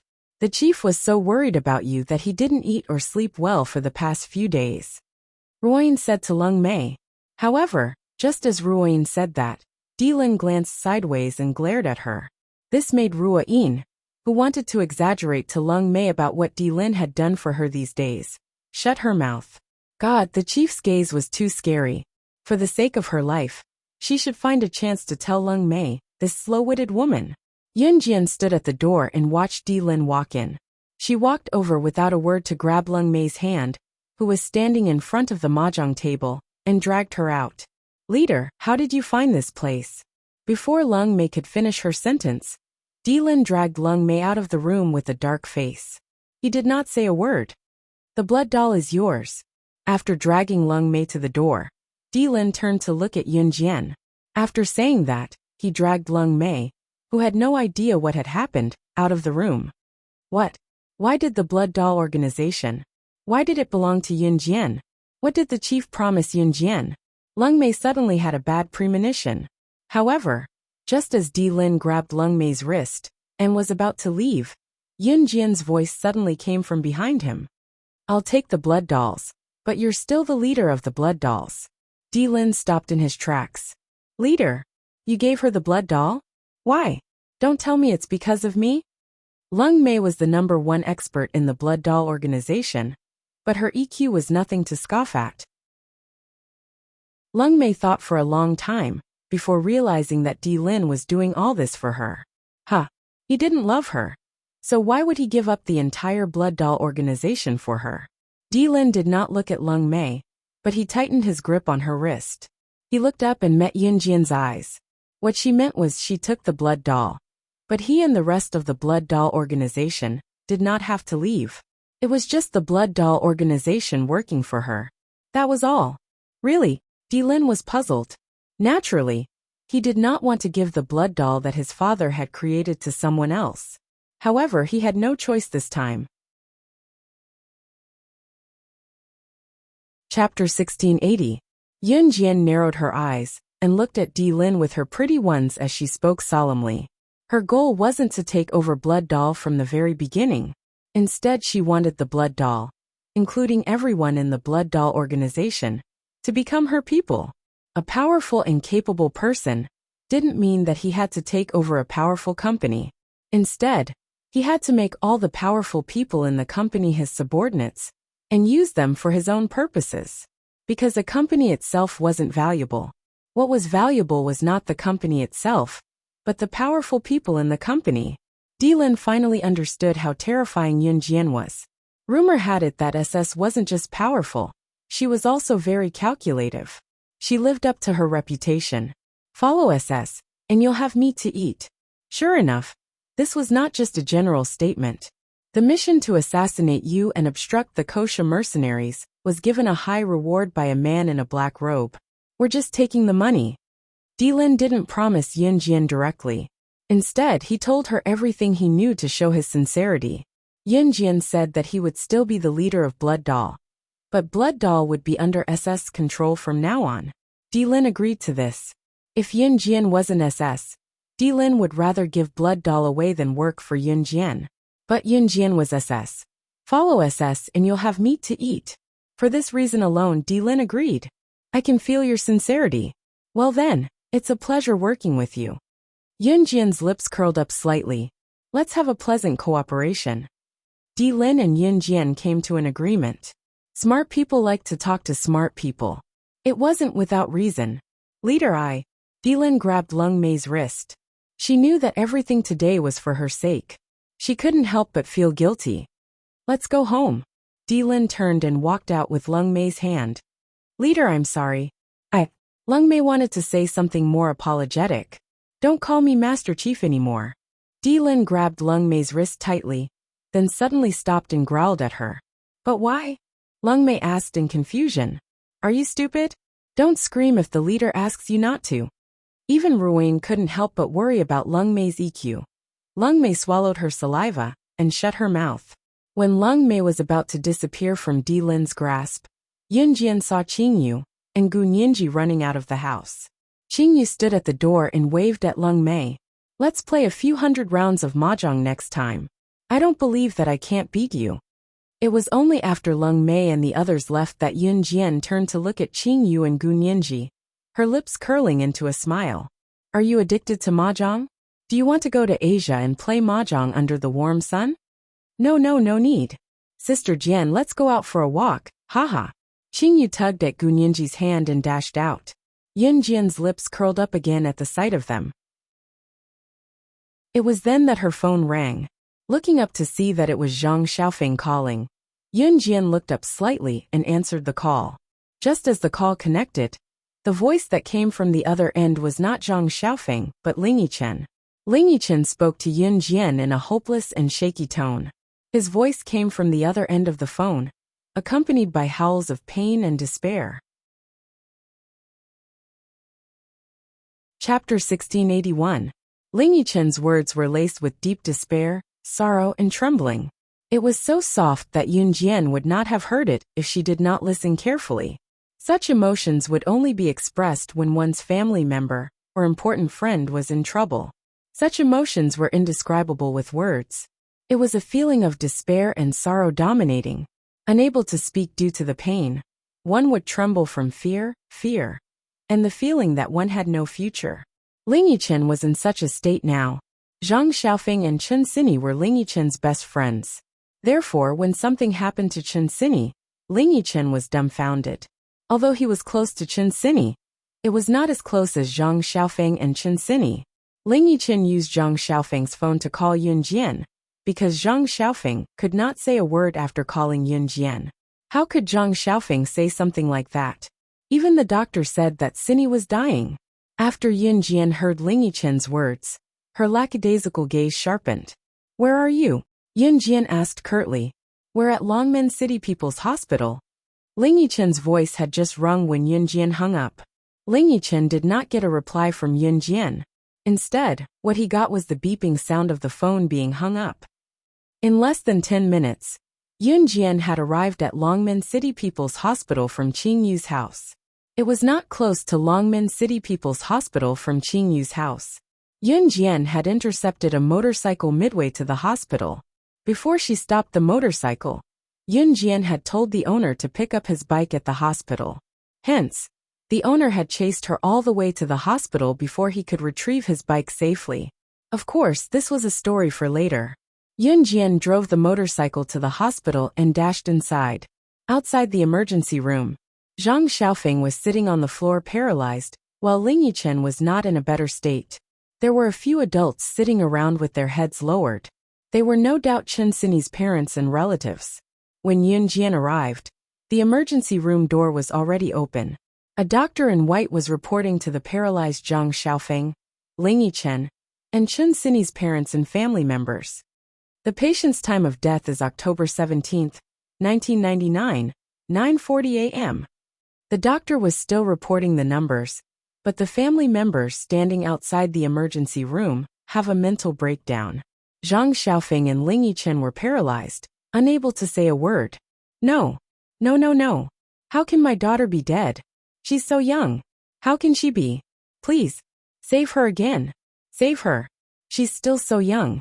She hasn't even passed her prime yet. Doctor, I beg you. I'm begging you. Chen Sini's mother had already broken down. As she spoke, tears blurred her vision, and she knelt down in front of the doctor. Chen Sini's relatives were all ashen-faced. What a good child. Was she gone just like that? Just as everyone was in despair and breaking down, wailing in grief and pain, their hearts constricted and their tears flowed uncontrollably. In the midst of the haze, a small and slender figure flashed past everyone's eyes. Before everyone could react, Yun Jian's petite figure was already standing in front of the doctor, who reported the news of Chen Sini's death with a straight face. She reached out and grabbed the doctor's collar. She won't die. Get out of my way. The doctor refused to let her pass and even said to Yun Jian, I know you're upset, but the dead can't come back to life. Chapter 1682. Just as she said that, she was already holding a butterfly knife that she had pulled out of nowhere.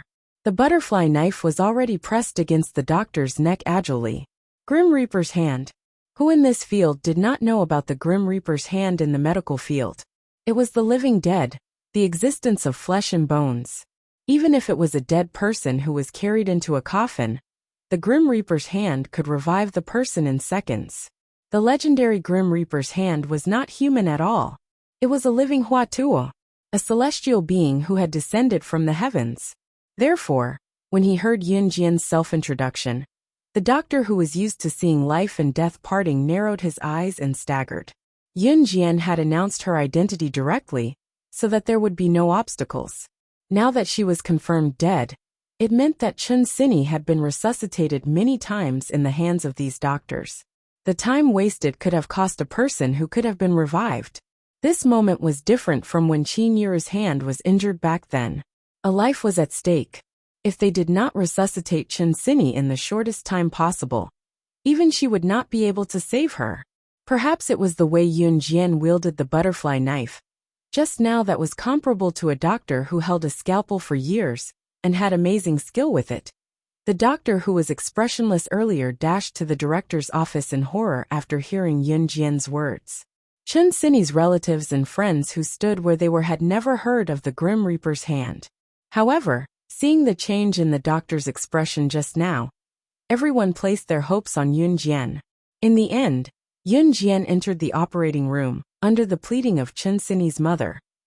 3 hours later, with the director's assistance, Yun Jian completed the operation that cut into the brain. The operation was completed successfully, and Chun Sini was safe. The brain was the most dangerous part of the human body, that could not be injured the most, because it was the most important part of the human body. It was fine if other parts were injured, but if there was a problem with the brain that controlled the entire body, the danger was imaginable. When Yun Jian came out of the operating room and announced Chun Sini's rescue, the entire Longmen City People's Hospital was in an uproar. Chun Sini's parents were indescribably grateful to Yun Jian. Zhang Xiaofeng and Ling Yichen, who were paralyzed earlier, also recovered. Sini was still alive. It's good that he's alive. As long as he was alive, anything could be healed. What happened? Yun Jian asked Zhang Xiaofeng and Ling Yi after getting rid of the crowd.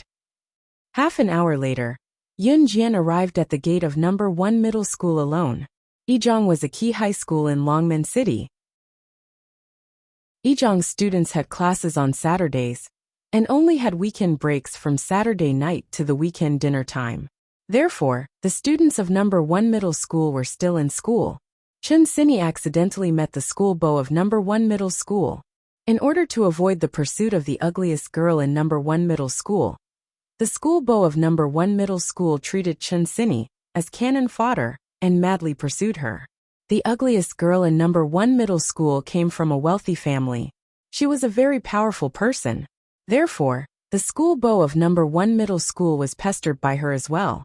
The ugliest girl in No. 1 Middle School thought that the school beau of No. 1 Middle School had really fallen in love with Chun Sini, so she pushed Chun Sini down from the second floor, and her head hit the ground when she was arguing with Chun Sini this morning. That was right. Yun Jian was here to avenge Chun Sini. Without a doubt, Chun Sini had become the group's scapegoat. Moreover, with the ugliest girl's family background, even if something really happened to Chun Sini, the girl would be fine as she was still underage. At most, she would be sent to the police station for a while before she was released. When Yun Jian entered the school gate, the guard uncle stopped her, but Yun Jian leaped through the 2-meter-tall gate. The guard uncle was so frightened that he dared not chase after her. No. 1 Middle School's second-year class 6, the class of the school beau, Yi Ching Jun, that Chun Sini from first-year class 2, is in deep trouble because of you. She might not even be alive now. Aren't you afraid? A boy was talking to another good-looking boy. If you didn't mention it, I would have forgotten about her. Hey, I didn't push her. Why should I be afraid? The boy called Ching Jun said confidently. At this moment, a petite and beautiful figure appeared at the gate. While the crowd was amazed by Yun Jian's beauty when she came in, they did not forget to gossip about her. However, Yun Jian glanced over and asked coldly, "Who is the school beau of number 1 middle school?" "Him, it's him." "Beauty, why are you looking for the school beau of number 1 middle school? Don't tell me you want to chase him?" "Ha ha ha." The boy who was talking to the school beau of number 1 middle school, Zhang Qingjun, immediately pointed at Zhang Qingjun and teased Yun Jian with a smile. Everyone in the class laughed when they heard this. As soon as the boy finished speaking, Zhang Qingjun brushed his bangs and was about to exclaim about his charm. However, Yun Jian's figure flashed. She quickly drew her knife, and the butterfly knife flew out like a sword. She appeared in front of Zhang Qingjun in an instant, grabbed the butterfly knife, and stabbed it directly into Zhang Qingjun's thigh in front of everyone. Chapter 1683. When Yun Jian entered the classroom to ask who the most handsome guy in EE was, the students in class 2-6 had thought that Yun Jian was a student from another school. Zhang Qingjun was very famous in Longmen City. Due to his good looks and results, many high school students in Longmen City knew who he was. Even some of the junior high school students knew who Zhang Qingjun was. Therefore, the students thought that Yun Jian had chased after Zhang Qingjun, the most handsome guy in their school, because she admired him. In spite of it, no one expected Yun Jian, who gave off the impression of a meek high school girl the moment she appeared, to suddenly appear in front of Zhang Qingjun in a few blinks. His skills were like those of a martial artist. Everyone was dumbfounded when they saw an ordinary girl display such a powerful ability. That was not the end of it. The students in the class saw Yun Jian appearing in front of Zhang Qingjun in a flash. While he was feeling good about himself, she flipped her hand and stabbed a knife into Zhang Qingjun's thigh before anyone could react. She then uttered the words that made the pupils of all the students in Zhang Qingjun's class shrink. Ah, ah, ah. However, at this moment, Zhang Qingjun's piercing scream had already sounded. The pain of being stabbed in the thigh by Yun Jian was far more real and terrifying than one could imagine. The students who witnessed the scene dashed out of the classroom in fright to call for the teacher. Only a few braver ones, or Zhang Qingjun's friends, remained in the classroom. You're Chen Sini's friend. Why didn't she tell us that she has such a powerful friend like you? Otherwise, they would never have provoked Chen Sini. The few boys in the class who played with Zhang Qingjun, and even instigated Zhang Qingjun to cause trouble for Chen Sini, were so scared that their faces turned pale. When they heard Yun Jian asking about Zhang Qingjun earlier, they were still standing by the side, mocking and exaggerating while whistling and watching the show. At this moment, all of them were scared half to death. Yun Jian was obviously not an ordinary person. Wasn't Chen Sini just the daughter of a wealthy businessman? How did she get to know such a terrifying friend? Why would a normal girl rush up and stab a knife into someone's thigh? It was such a terrifying scene. Normal girls would be scared just by imagining it, but what about her? After stabbing the knife into Zhang Qingjun's thigh, she actually said those words without changing her expression. "Teacher Gua, right here." A girl rushed into our class and stabbed Zhang Qingjun's leg with a knife. Outside the classroom, the voice of the student who had run out to call for the teacher could be heard. Soon, a male teacher with a large pile of fat on his abdomen and a shiny scalp walked into the classroom under the protection of the crowd. As soon as this male teacher called Teacher Gua entered the classroom, all the students present quieted down. Seeing Zhang Qingjun rolling on the ground, Mr. Gua's face darkened. He shouted to the surrounding students, "Go and call an ambulance." After shouting, Mr. Gua looked at Yun Jian and said fiercely, "Which school are you from? How did you get in? You're so young and you don't learn good things. How dare you hurt someone in our school? Don't think that you can't go to the police station because you're not 18 yet. If you dare to hurt someone in public, you'll definitely go to the juvenile detention center for 10 to 8 years. Zhang Qingjun's family background was not ordinary. Now that something had happened to Zhang Qingjun at school, Zhang Qingjun's family would naturally not let Yun Jian off. Seeing Mr. Gua's appearance, Zhang Qingjun's friends, who were afraid of Yun Jian, just now calmed down a little. Mr. Gua was a physical education teacher in No. 1 high school. At the same time, he had undergone strict training. His strength was naturally different from ordinary people. With Mr. Guo around, everyone believed that Yun Jian would not dare to do anything. However, after hearing Mr. Guo's words, Yun Jian gave a cold smile.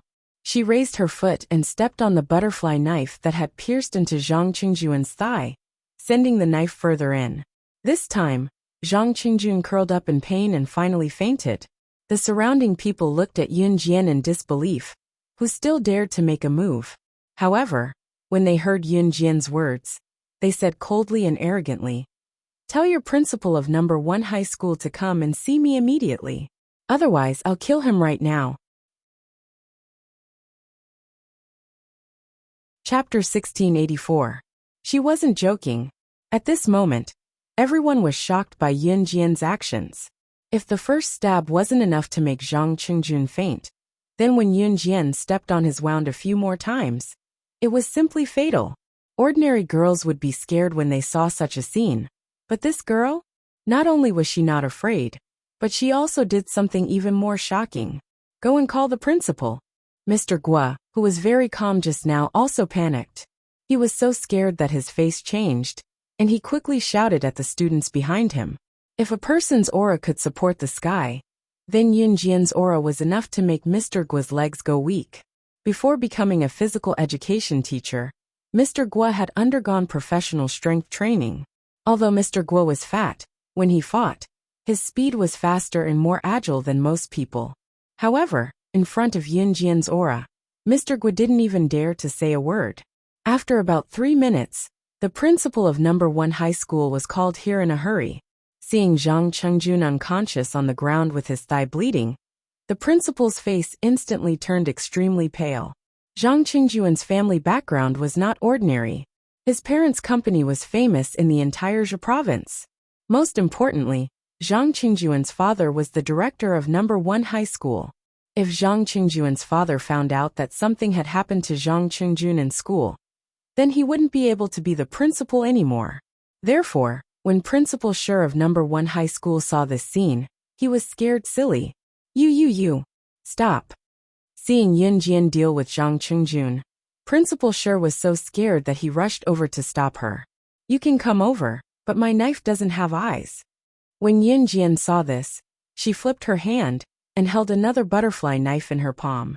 Then, she swung the butterfly knife and placed it on the neck of the unconscious Zhang Qingjun as fast as she could. A knife again. How many knives is she hiding on her body? Why can't I tell that she's hiding a weapon just by looking at her appearance? Is she an agent in the movies? She can actually hide a weapon on her body. When the surrounding students saw Yun Jian take out another butterfly knife, they immediately widened their eyes in horror.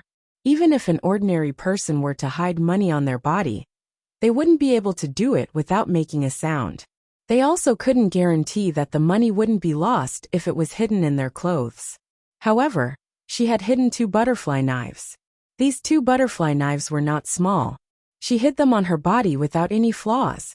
Was this something an ordinary girl could do? No. Stop. I will do my best to satisfy you, as long as you put down the knife. Principal Shi was scared out of his wits by Yun Jian's actions. He waved his hand to show his weakness to Yun Jian. Hearing this, Yun Jian kicked the fainted Zhang Qingjun away. Naturally, she disdained to use Zhang Qingjun to threaten others. In just 2 short steps, Yun Jian walked in front of Principal Shi and the others. She looked at Principal Shi and the others, and said calmly without any change in her expression, "Chun Sini, who was pushed down from the 2nd floor this morning, is my friend. She was almost declared dead and was barely saved. However, because this incident left her with severe repercussions, I request that your school handle this matter impartially." The culprit who pushed Chun Sini down from the 2nd floor was the ugliest girl in number 1 middle school. Her name was Chun Yaching.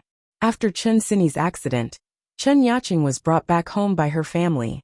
Because Chun Yaching came from a wealthy family, her father was the richest man in the entire southern region. Therefore, Principal Shi didn't dare to expose Chun Yaching.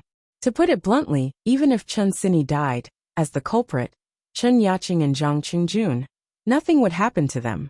The 2 of them would go to school. In the end, They would use the excuse that they were underage and accidentally hurt someone to cover up the matter. Then the matter would be settled. Hearing that Yun Jian wanted him to handle this matter impartially, Principal Shi was so scared that his face turned pale. He would rather offend Zhang Qingjuan's family than Chen Yaqing's family. What if I don't agree? Principal Shi's voice became louder. Compared to Zhang Qingjun, Chen Yaqing's family was even more terrifying. Chapter 1685. Yun Jian's insolent words were like a landmine that spread to every corner of the place, stupefying everyone for a moment. When they came back to their senses, they were bewildered. Bomb number 1 middle school? She had the ability to bomb the entire school? The students present were slightly taken aback. Look, she said she's going to bomb number 1 middle school. Some of the students were stunned for 2 seconds after hearing what Yun Jian said, before bursting into laughter. The students were genuinely thinking that it would be great if Yun Jian really had the ability to bomb number 1 middle school. However, the problem was that she, a teenage girl, actually said she was going to bomb number 1 middle school. Would it not be a joke if she said something like that? The students around them could not stop guffawing when they heard what Yun Jian said. But Principal Shi and Teacher Guo could not bring themselves to laugh. So arrogant at such a young age. As the principal of number 1 middle school, I've given you a chance, but you're so stubborn. You're a lunatic. Principal Shi shouted through gritted teeth at Yun Jian. Even Principal Shi was infuriated by what Yun Jian said. Yun Jian smirked when she heard that.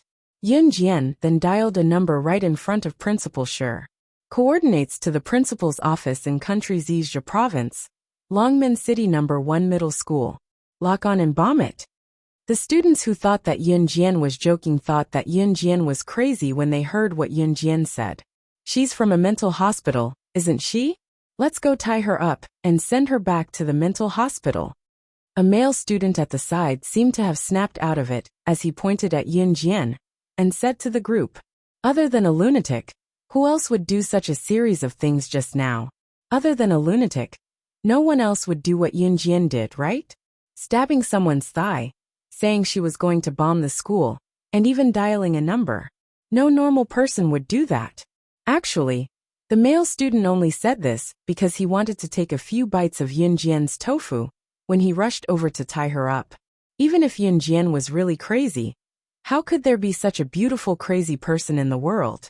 The surrounding boys were all thinking that if Yun Jian was really crazy, when Yun Jian returned to the mental hospital, they must go to the mental hospital one by one to find her. Do some disgusting things. Boys in their youth wouldn't think too much about the future. But some boys would even do things that they shouldn't do in order to show off their prowess. As a result, many girls in the real world were deceived by boys of this age with flowery words. And in the end, they ended up in a miserable state. After listening to the male student's words, these boys started to fantasize. If Yun Jian was really a patient who escaped from a mental hospital, then wouldn't they be able to do whatever they wanted? However, just as this group of disgusting boys were imagining things that they couldn't accept, and were about to walk towards Yun Jian one by one, trying to suppress Yun Jian together, in the distance, a loud roar came from the office building. Boom! That sound was so loud that it almost shook the sky, as if the eaves were about to collapse. Hearing this loud sound, the boys who wanted to do something, as well as Principal Shi, Teacher Guo, and the others were all shocked. When the sound of the explosion had just subsided, Principal Shi suddenly trembled. After he came to his senses, he ran from the classroom to the classroom corridor as fast as he could. From the classroom corridor, one could see the office building in the distance. At this time, everyone could clearly see that in the office building in the distance, only the principal's office had been directly blown up. The other rooms in the office building were intact. Seeing this scene, the principal screamed, "My office! My office!" At this point, the principal and all the students present looked at Yun Jian fiercely. What she just said was true. Who the hell was she? She could actually order people to directly target and blow up an office. At this moment, everyone's faces looked as if they had eaten dog shit. They couldn't bear to look at it directly. Chapter 1686. Everyone at the scene was shocked. Especially Principal Sure. You.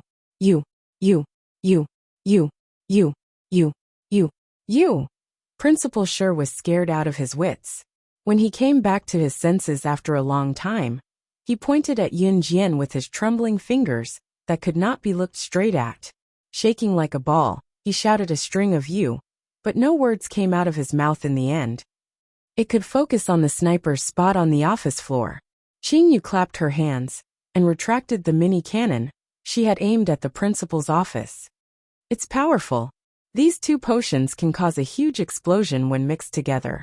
It feels like a cannon attack on a building, but actually, if the police investigate, they'll only find out that it's an explosion caused by two chemical potions.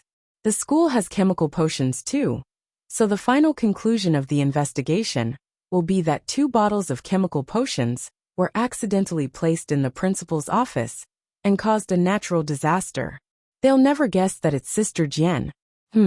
Perfect. Wrap up. Qing Yu put her mini cannon back into her concoction box and clapped her hands, turning to chuckle at Gu Nianji. The chuckle sent chills down Gu Nianji's spine. So it could be done like this. Using chemical potions to create an illusion that the office was destroyed by a cannon. If the principal's office was really destroyed with a cannon, the police would definitely investigate. Yun Jian still had to survive in Longmen City after all. It was undeniable that Qing Yu's research on poisons had reached a new level. She had turned them into chemical potions. Gu Nianji suddenly grabbed Qing Yu and blinked her mischievous eyes, telling her, Qing Yu, take me in as your disciple, Gu Nianji's eyelashes fluttered with each I'm hungry. I want to eat 10 caddies of hairy crabs and lobsters. Qing Yu suddenly placed her hand on her stomach and glanced at Gu Nianji with a gaze that said, hurry up and treat me. It's no big deal. Let's go. Let's wrap up and have a feast. Gu Nianji hugged Qing Yu's shoulders and both of them left the place.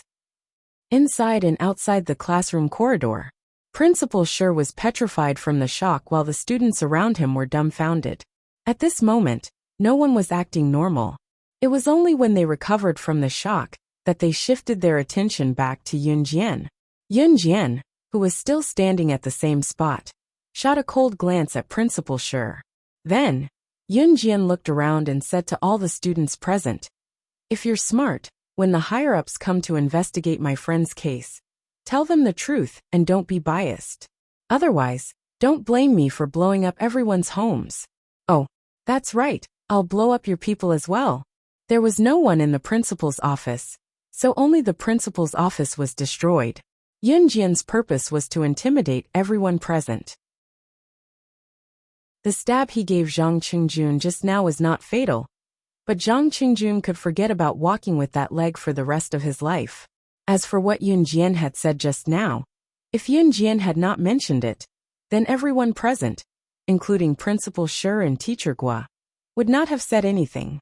When the police came to investigate Chen Sini's case, be it Principal Sure, Teacher Gua, or everyone present, they would definitely point out that it was Chen Sini who had accidentally fallen from the 2nd floor. As for Chen Sini being pushed down from the 2nd floor by Chen Yaqing, as long as one was not stupid, they would know who to side with. In addition, if Yun Jian had not intervened, Chen Sini would have been declared dead. Therefore, the final outcome would be that even if Chen Sini died, the culprit would not receive retribution, because Chen Sini was in school. If everyone who witnessed it said that Chen Sini had fallen from the 2nd floor, then even if Chen Sini's parents went to court with Chen Yaqing, they would not win. However, with Yun Jian's threat, it would be impossible for Chen Yaqing to remain unscathed after this incident. Chapter 1687. Zhang Qingjun was sent to the hospital by the ambulance that came later. No one dared to stop Yun Jian from leaving Yihai. Everyone was eager for Yun Jian to leave when she was faced with such a terrifying person. Principal Sure dared not stop Yun Jian all the more. Of course, he would not let the matter go just like that. She had blown up his office. The police would definitely investigate. He would say more when the time came, including Zhang Qingjuan's injury, and have the police deal with Yun Jian as well. Principal sure had no idea that his office looked like it was destroyed by a cannon on the surface, but it was actually a huge explosion caused by 2 bottles of chemical potions mixed together. After leaving Yi Hai, Yun Jian hailed a cab to a villa in Longmen City. The cab even made a trip to New Cruise and Falcon Hall's headquarters along the way. Zhang Xiaofeng and Ling Yichen got into the car at New Cruise and Falcon Hall's headquarters. That girl called Chen Yaqing is Chen Fugui's daughter. Chen Fugui is the richest and most powerful tycoon in the southern region. He's currently staying in Longmen City's Jiefeng Road's villa. Once Zhang Xiaofeng and Ling Yichen got into the car, the latter told Yun Jian what he found out about Falcon Hall. Zhang Xiaofeng, Chen Sini, and Ling Yichen were usually helping Zhang Jifan manage New Cruise when they had nothing to do. When New Cruise and Falcon Hall collaborated, Zhang Xiaofeng, Ling Yichen, and Ling Yichen worked together to manage Falcon Hall in secret. Zhang Xiaofeng, Ling Yichen, and Ling Yichen were all geniuses with plenty of ingenious ideas. Now that New Cruise had become Country Z's leading brand, Zhang Xiaofeng and Ling Yichen's help was indispensable. If Chen Yaqing knew what Chen Sini was doing in New Cruise, she would not dare do anything to Chen Sini. Although Chen Yaqing's father was the richest tycoon in the southern region, he was nothing compared to New Cruise. Go to Jiefeng Road, Yun Jian said to the cab driver with a grim expression. Jiefeng Road Villa Forest. There were many villas here, but there was only one villa that was the biggest on Jiefeng Road. This villa was naturally Chen Yaqing's home. At this moment, the guard at the entrance of the villa was still watching the door while munching on melon seeds. At first glance, he saw a slender young lady with 2 handsome young men following behind her. Each of them had their own strengths as they walked towards him. The young girl walked at the front, and the 2 youths behind her were like her subordinates. The reason why the guard thought so was because the girl's aura was simply too powerful. She was so powerful that the guard could only watch as Yun Jian stood in front of the door, cracked the password lock, and walked into the villa within 3 seconds. It was only after she had walked far away that the guard reacted. Hey. He couldn't leave. You can't leave. By the time the guards chased after them, Yun Jian and the other 2 had already disappeared. Rich and powerful families often held parties. At this moment, Chen Fugui had invited all the socialites and handsome men of the same age to hold a party at his house. Chen Yaqing was also wearing a gorgeous dress and chatted with the handsome men of the upper class as if nothing had happened. Your daughter is becoming more and more beautiful. In the corner, a bald middle-aged man praised Chen Yaqing against his conscience. In fact, Chen Yaqing's ugliness was unrivaled. Chen Fugui was amused when he heard that. He even nodded and clinked his wine glass with the middle-aged man's. However, at the moment when the 2 wine glasses touched, the door was kicked open. The door was not kicked open, but was directly kicked open from outside. The entire door was spread on the ground like a carpet. This sudden turn of events caused everyone present to be shocked. Outside the door, a slender young girl stopped and entered. Behind the young girl were 2 handsome men. Seeing that this young lady was the one who kicked open the door, Chen Fugui was stunned. He didn't seem to have invited her, right? How dare she kick open the door of his house? Who are you? And what are you doing here? Do you know where this is? How dare you be so arrogant? Chen Fugui stood out and shouted at Yun Jian. Chapter 1688. I'll gladly accept your position as the richest man in the southern region. Yun Jian's arrogant words rang out right after Chen Fugui's words and reached everyone's ears.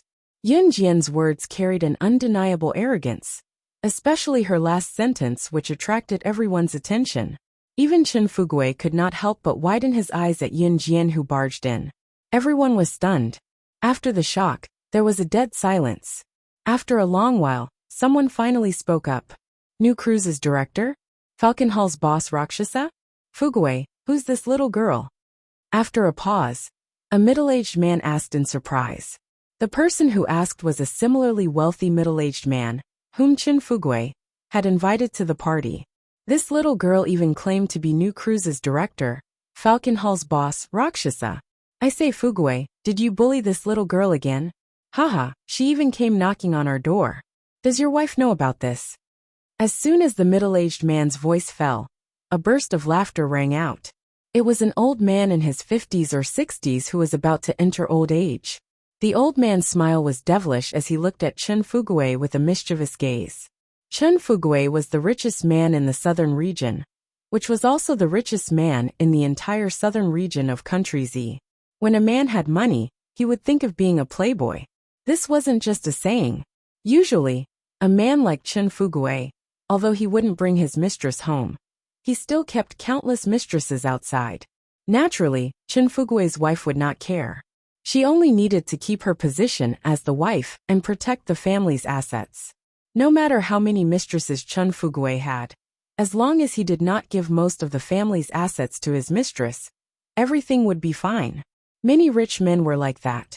That was why after seeing Yin Jian's unfriendly words to Chen Fugui, the old man suspected that Yin Jian was one of Chen Fugui's female students. Chen Fugui already had one foot in the coffin. His taste was really big. As for what Yin Jian had just said, after the old man's interruption, the people present did not listen to a single word. Everyone only felt Yin Jian's arrogance, but directly ignored the other words that Yin Jian had just said. Tisk, you're so young, yet you don't learn to be good. You're learning from others to be a mistress? You're even using new crews and Falcon Hall as shields? She's so beautiful. Look, that figure is slender, but that chest, could it be that it's because of a man's love? The old men around them mocked and ridiculed Yin Jian, mixed with uncontrollable lust. It had to be said that Yin Jian was really beautiful, and the group of old men around her was really rich. Rich old men would naturally think more. However, Chen Fugui was the only one who knew that he had never seen Yin Jian before this. There was a glint in Yin Jian's eyes when she heard the commotion. Dad, I don't know her. Get someone to chase her away. Chen Yaqing was wearing a gorgeous princess gown. She was ugly, so no matter how she dressed up it would be futile. The moment Chen Yaqing finished speaking, the people around them who were lying through their teeth gradually stopped talking. It's fine if you don't know me. It's enough that you know Chen Sini. Yin Jian followed up right after Chen Yaqing finished speaking. Yin Jian narrowed her eyes and continued sneering. Because I'll send you to hell on her behalf. After listening to his daughter and Yin Jian's conversation, Chen Fugui knew very well that Yin Jian must have come because of Chen Sini's incident in the morning. Chen Fugui did not care about what happened in the morning, because even if Chen Sini was dead, it was just a nameless nobody who could be dealt with money. But now that Chen Sini's friends and family had come to his house, it was a threat to his and his daughter's safety. Therefore, Chen Fugui's expression darkened immediately. Bodyguards? Where are the bodyguards? Get this lunatic out of here. Chen Fugui immediately took out a walkie-talkie and said a few words into it. After he finished speaking, more than 10 bodyguards rushed in from the main door. They were all burly and strong, all of them extraordinary. You want to fight with me? Do you think you're worthy? Yin Jian curled her lips coldly. After she finished speaking, she flipped her hand, and an exquisite butterfly knife appeared in front of everyone's eyes. Knife. She actually carries a knife with her. The moment they saw Yin Jian unsheathe the knife, everyone present exclaimed in shock, and immediately found a secluded corner to hide. Everyone present was a powerless tycoon. However, just as everyone was stunned, Chen Fuhao swallowed a mouthful of saliva. More than 10 bodyguards surrounded Yin Jian. One of the bodyguards suddenly looked at Yin Jian and shouted in front of everyone. He was so scared that he retreated to a corner and did not dare to fight with Yin Jian.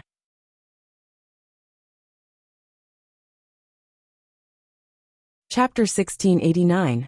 This bodyguard was obviously one of the bodyguards who witnessed everything when Yin Jian went to Cheetah Bodyguard Company for training and defeated Lin Kuei, the chief bodyguard of Cheetah Bodyguard Company. This bodyguard was a member of Cheetah Bodyguard Company. At this moment, when he saw Yin Jian and recalled Yin Jian's skills, he was almost scared to death. This bodyguard was hired by Chen Fugui to protect his personal safety, and happened to be a bodyguard of Cheetah Bodyguard Company. But after seeing Yin Jian, this bodyguard actually retreated to a corner? And what did this bodyguard say just now? Lin Kuei is the most powerful chief bodyguard of Cheetah Bodyguard Company. For a big shot like Lin Kuei, he was a famous big shot even in the international arena. You're saying she defeated Lin Kuei? This kind of thing, how is it possible?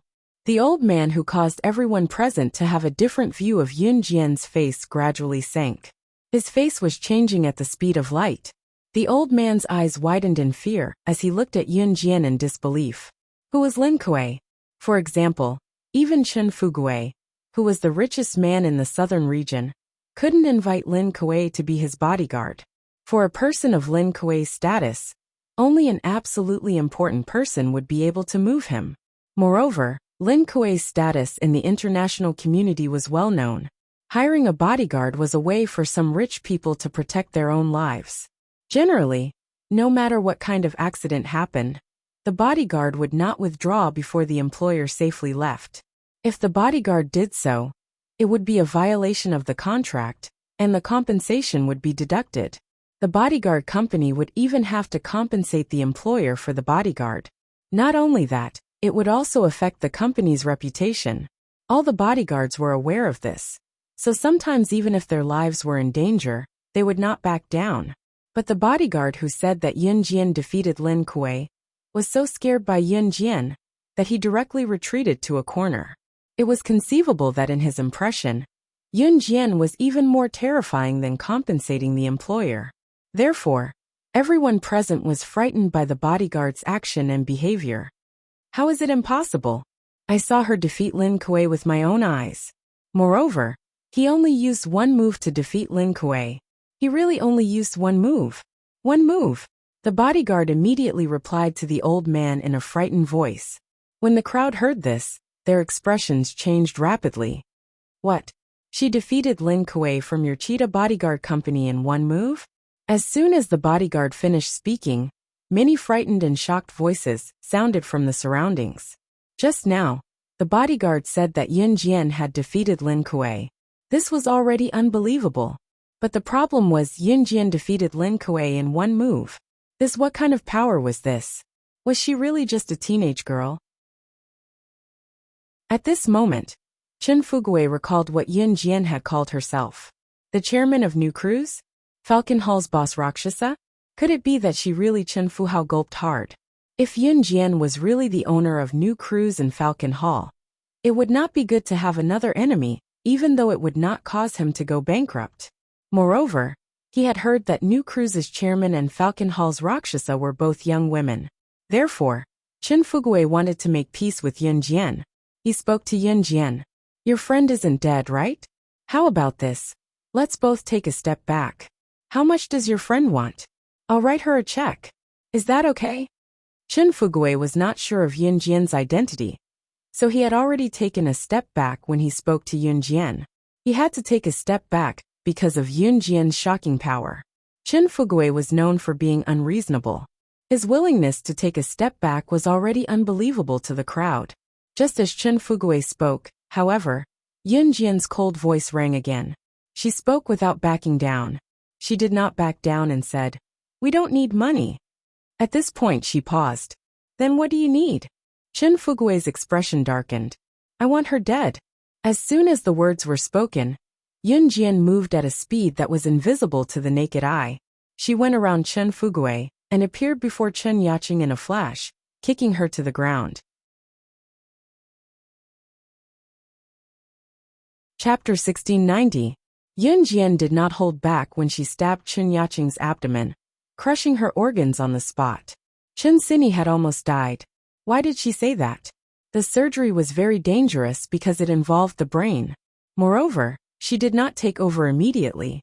In the end, it was Yun Jian who saved her by force. For that, she even used the spiritual energy of Yulong mainland. If she used the spiritual energy of Yulong mainland on Earth, her cultivation base would not improve for 100 years. Her physique was different from other cultivators. Others could not improve their cultivation base for 100 years. But if she used her spiritual energy on Earth, there would be no improvement for 10 years. To save Chen Xinyi, to be the first friend she met in Longmen City, Yun Jian was willing to not develop her spiritual energy for 10 years. There was a limit to a person's patience. Some things could be forgiven, but others must pay a painful price. Even if Chen Sini did not die, her brain had been ruptured and she could no longer run or do any strenuous exercise in the future. The aftereffects would last forever. After knowing that Chen Sini might die, Chen Yaqing dressed herself up prettily and attended the party as if nothing had happened. Yin Jian was indeed different from her past life after her rebirth. It did not mean that she would tolerate everything. Chen Yaqing must die today. After the knife stabbed into Chen Yaqing's abdomen, Chen Yaqing cried out in pain. Yin Jian narrowed her eyes. After she stabbed the butterfly knife into Chen Yaqing's abdomen, she moved the knife from her abdomen to her heart, sending Chen Yaqing to hell by disembowelment. Blood gushed out like a hot spring and dyed the floor of Chen Fugui's living room red. Chen Yaqing died on the spot. Qing'er? Qing'er? You killed Qing'er.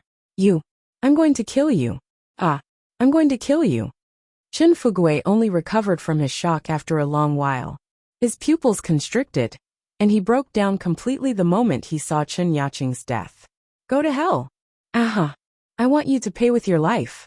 I want you to pay with your life. Chen Fugui had completely broken down. He flew towards Yin Jian, roaring as he rushed towards Yin Jian. Color drained from everyone's faces from Yin Jian's behavior. She actually killed Chen Yaqing. How dare you? You actually... Before Chen Fugui could reach Yin Jian kicked Chen Fugui away. She followed closely behind and kicked Chen Fugui in the stomach. Why wouldn't I dare? Not only you, but everyone here today will be destroyed because of you. At this moment, Yin Jian's gaze was terrifyingly cold. Even Zhang Xiaofeng and Ling Yichen were a little shocked. The moment Chen Fugui was kicked to the ground by Yin Jian, he was so scared that he couldn't stop trembling. The moment Yin Jian killed Chen Yaqing, the people around them screamed and ran for the door. However, before she could reach the entrance, she saw Qing Yu and Gu Nianji, leading a dozen women in black with a skull mark on their wrists walking in from outside. At the same time, the people Qing Yu and Gu Nianji brought stopped the people in the room from running out. Sister Jian. Qing Yu and Gu Nianji greeted Yin Jian with a nod when they saw her. Who are they? The people present paled when they saw the people Qing Yu and Gu Nianji brought in. They have skulls on their wrists. Isn't that the mark of the ancient killer mercenary group? What? The people present were paralyzed on the spot. Why are the kosher mercenaries here? Someone shouted in horror. Momo, could it be? Someone suddenly looked at Yin Jian. Could she be one of the kosher mercenaries? Yin Jian, who had her foot on Chen Fugui's stomach, had her back facing Qing Yu, Gu Nianji, and the dozen kosher mercenaries behind them as she spoke coldly that would decide everyone's fate. The chilliness of her words sent chills down everyone's spine.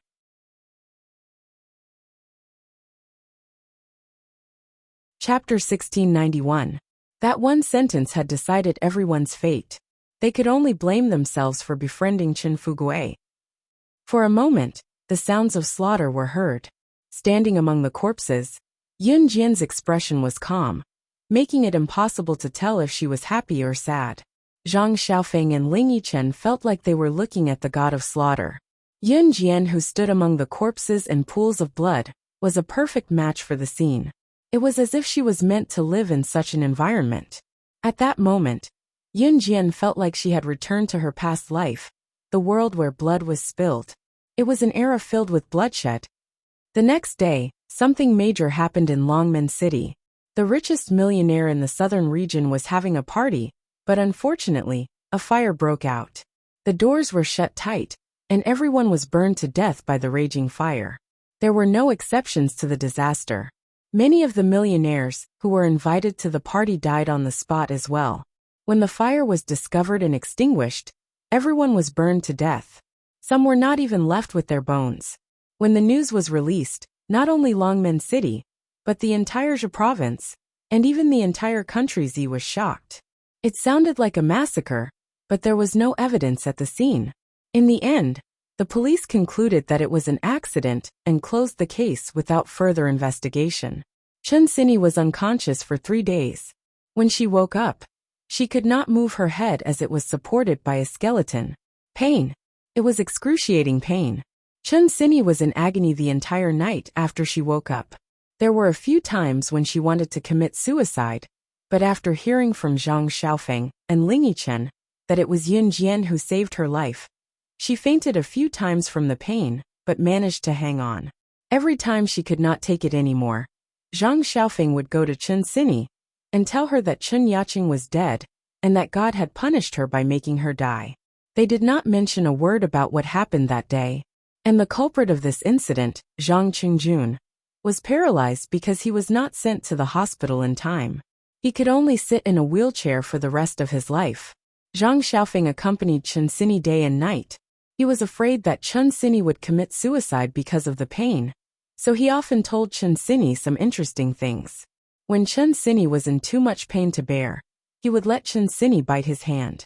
As soon as Yun Jian came out of Chun Sini's ward in the hospital, she heard the shouts from a distance. "Doctor! Doctor! My son can't be paralyzed. He could not spend the rest of his life in a wheelchair. Please think of something. As long as we can save him, we can spend as much money as you want." When Yun Jian went downstairs and arrived at the main entrance of the People's Hospital, she saw a middle-aged couple pestering a hospital staff begging. Sitting in the wheelchair next to him was Zhang Qingjun. Next to Zhang Qingjun stood the timid headmaster sure of No. 1 middle school. When Yun Jian walked over, she happened to hear the doctor say to the middle-aged couple, "We really have no other way, but there is someone who can cure his leg." "Who?" The couple's eyes lit up with excitement. The woman known as the Hand of Death in the medical field. The patient in Ward 506 was originally declared dead, but she was the one who saved him, the doctor said. As soon as he finished speaking, the timid headmaster sure suddenly pointed at Yun Jian, who was about to leave, and shouted, "It's her!" She stabbed Zhang Qingjun's leg. Hearing that the person who harmed their son was passing by, the couple turned around and pounced on Yun Jian crazily. "It's you! It's you! You harmed our Junjun. You're so vicious at such a young age. Why don't you die?" As soon as the couple pounced on Yun Jian dodged sideways. Her face was exposed to the doctor's eyes. "It's all her fault. It's all her fault. This has nothing to do with me." Headmaster sure wanted to get rid of the responsibility. He pointed at Yun Jian and said to the couple. However, just as Headmaster Shi and the couple were glaring at Yun Jian with hatred, wanting nothing more than to tear Yun Jian into pieces, they saw the doctor quickly walk up to Yun Jian.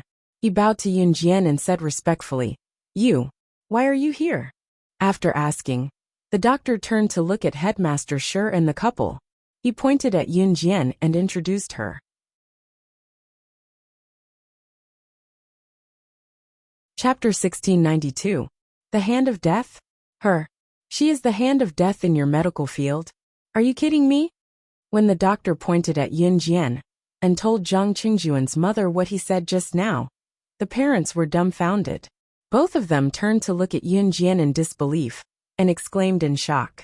Especially Zhang Qingjun's mother, Mrs. Wen. Her son had always been her pride. She had a son, so she had a special status in her husband's family. The most important thing was that her son was not only handsome, but also the most handsome boy in the school. He really got his strong genes. Mrs. Wen had always been proud of that, but she never thought that her son would be stabbed by a crazy woman in the school. His legs were paralyzed, and he could no longer walk. Mrs. Wen always thought that the girls in the school were not good enough for her son.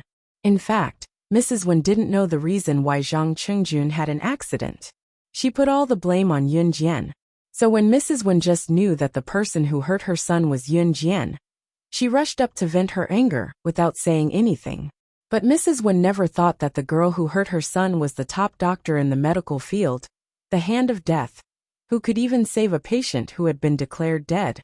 The girl who caused his son to become like this was actually the only person in the world who could save his son. The enemy became the person who needed to be flattered. This Mrs. Wen was stunned. She never thought that things would turn out like this. Zhang Qingjun, who was sitting in the wheelchair, was also completely stunned. Headmaster Shi of No. 1 middle school was also petrified. As a doctor, I also have the professional ethics of a doctor. I never joke about this kind of thing. At that time, The heart and brain of the patient in Ward 506 had stopped working in the emergency room. Originally, he was completely dead. But as soon as she took action, the person strangely came back to life. I've seen it with my own eyes. Other than the hand of death, in our medical field, no one else can do it. The doctor was very unhappy after hearing Mrs. Wen's words. In addition, he wanted to show off in front of Yun Jian. So he said to Mrs. Wen in a very impatient tone. Since the doctor dared to say so, how could it be fake? No matter how much they didn't believe it, they had no choice but to believe it. You really are the hand of death. It's impressive that you're so capable at such a young age. But don't blame me for not reminding you. You've provoked someone you shouldn't have. Zhang Qingjuan's father was much calmer than Yun Jian. At this moment, Zhang Qingjuan's father, Zhang Di, was looking at Yun Jian with a serious expression. After that, Zhang Di's expression calmed down a little. He stared at Yun Jian and directly stated his purpose. My son is sitting in a wheelchair because of you. As long as you find a way to cure him, I won't pursue your responsibility. Otherwise, based on this alone, I want you to spend the rest of your life in prison. Zhang Di didn't think that there was anyone behind Yun Jian. With Zhang Di's influence, destroying a girl was a piece of cake. The most important thing now was to cure his son's leg. As for whether he would really let Yun Jian go, it was hard to say. I won't cure him. Under Zhang Di's threat, Yun Jian said almost without hesitation. As for what you said, whether I'll spend the rest of my life in prison. Yun Jian had already walked up to Zhang Di and the other two. She glanced sideways at Zhang Di and the other two. Her red lips curved slightly, and she said to them in a voice that only Zhang Di and the other two could hear. Do you know about the strange fire that happened in the villa on Jiefeng Road 2 days ago? If you want to disappear from this world forever like them, then you're welcome to do it to me. After a pause, Yun Jian's expression suddenly turned cold. The moment Zhang Di and the other two's faces suddenly became frightened, she said sinisterly.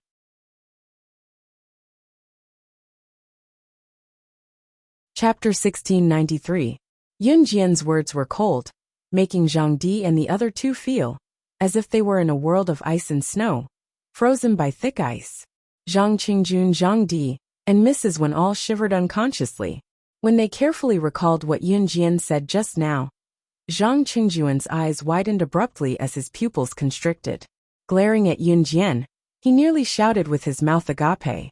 In the end, afraid of Yun Jian, he lowered his voice and said fearfully, there was a fire in Chun Yaqing's house, and all the guests, including the host, died in the fire. Was it you? Could it be that you did it?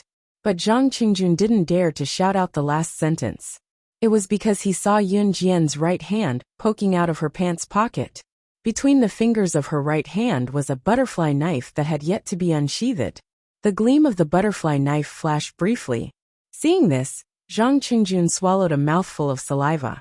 The fire in the villa on Jiefeng Road shocked the whole Zhe province, and even the whole Zi country.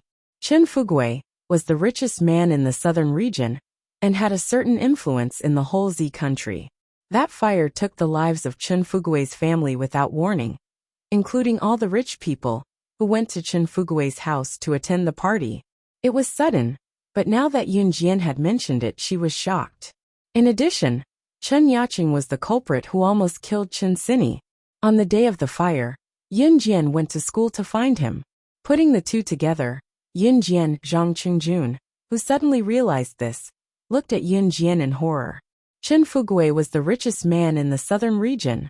Yun Jian was too scary. She could even kill the richest man in the southern region without leaving a trace. Just what kind of power was behind her? Zhang Qingjuan's eyes widened in horror. Mrs. Wen and Zhang Di immediately felt that something was wrong. Mrs. Wen and Zhang Di didn't know how their son Zhang Qingjun provoked Yun Jian, but they were not stupid. Naturally, they understood the meaning of Yun Jian's words. Moreover, Zhang Qingjun was only halfway through his sentence. The richest man in the southern region, Chen Fugui's family, was quietly exterminated. Was this done by Yun Jian? Zhang Di and Mrs. Wen's faces darkened at the same time. Who was Chen Fugui?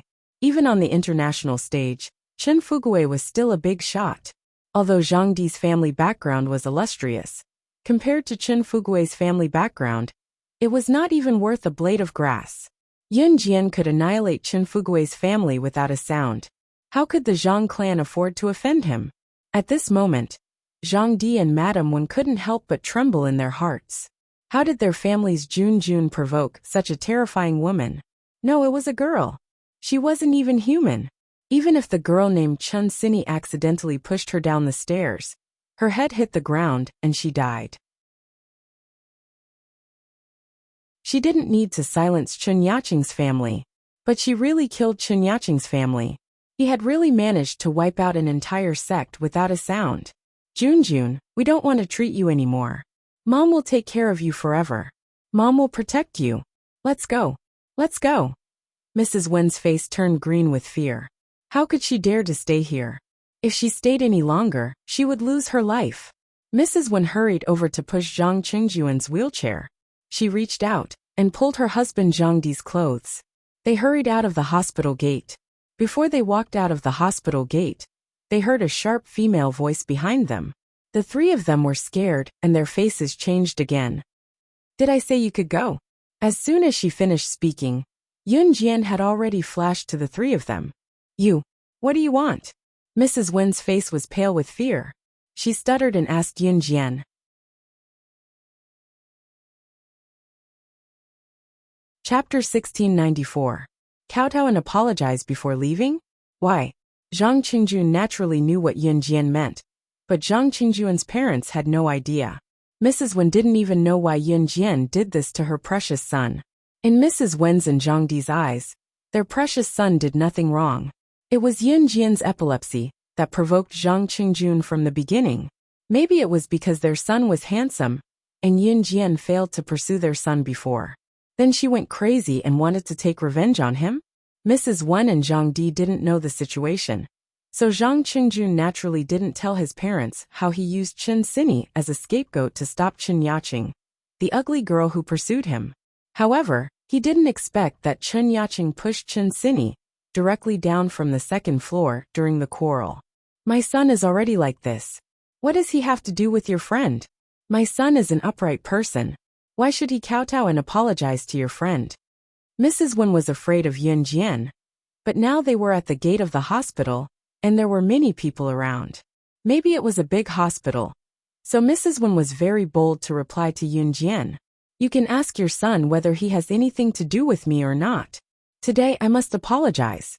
Of course you can choose not to apologize. If you are burned alive in your sleep one day, it has nothing to do with me. Hearing this, Yun Jian knew that Mrs. Wen and Zhang Di must think that their son was innocent. Zhang Qingjun definitely didn't tell Mrs. Wen and Zhang Di about the dirty and shameless things he did. He was the culprit who almost killed Chen Sini. After Yun Jian said this, Zhang Qingjun was really scared. She was cruel that day. She mercilessly stabbed the knife into his thigh. The pain was still vivid in his mind. I was wrong. It's all my fault. I'm the one who harmed Chen Sini. I'll kowtow and apologize. I'll kowtow and apologize. I'll go. I'll go. Zhang Qingjun shouted at Yun Jian, and then told Mrs. Wen and Zhang Di what he did. Room 506. Chen Sini's head was held up, and she couldn't move. Compared to a few days ago, her head didn't hurt as much, but she could still feel waves of pain. The pain from a few days ago made her feel that there was no hope for her to live in this world. Now she was obviously much better. Chen Sini's mother, He Xia, stood aside with her back to Chen Sini, wiping her tears. Chen Sini's father, Chen Zhenchuan, stood aside and sighed in pain. Zhenchuan, I've sent someone to ask around. This matter is not easy to handle. Zhang Qingjuan's father, Zhang Di, is a big shot. Even if we sue him, we won't get any benefits. One of Chen Zhenchuan's friends said regretfully to Chen Zhenchuan. As Chen Sini's father, Chen Zhenchuan naturally didn't want to let the matter rest. Then what can I do? Am I supposed to just watch my daughter suffer like this for nothing? Chen Zhenchuan stood at the door so that Chen Sini, who was in the ward, would not hear him. He suppressed his voice and said painfully, was there really no way to deal with Zhang Qingjun, the culprit? Just as Chen Zhenchuan and his friends were standing there, and the atmosphere was at its lowest point, suddenly, a person was thrown in through the door. Everyone took a closer look. Wasn't this person Zhang Qingjun? Outside the door, Yun Jian threw Zhang Qingjun into the room and walked over. She stepped on Zhang Qingjun's back in front of everyone and knocked Zhang Qingjun's head hard in the direction of Chen Sini's bed. Then, Yun Jian turned around and shouted at the door, "You two, get in here and kowtow together." After that, Zhang Di and his wife, Mrs. Wan, who were still discussing how difficult it was to deal with, ran into the room trembling. They obediently knelt down in the direction of Chen Sini's bed.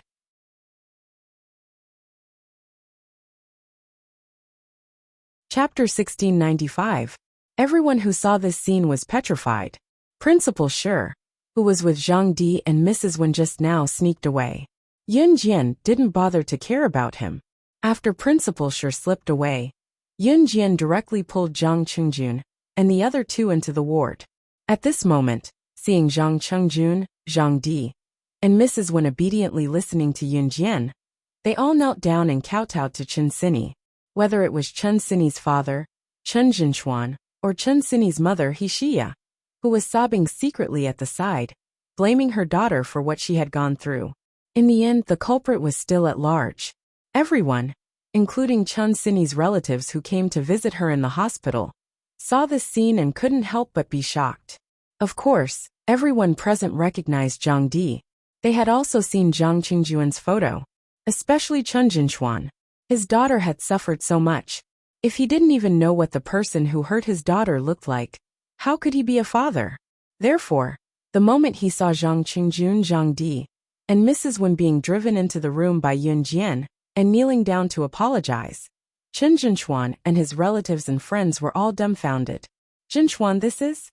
The middle-aged man, who had just said that Zhang Qingjun's father was a big shot and difficult to deal with, saw this scene and came back to his senses after a long time. He had asked someone to ask whether Zhang Qingjun's case could be solved.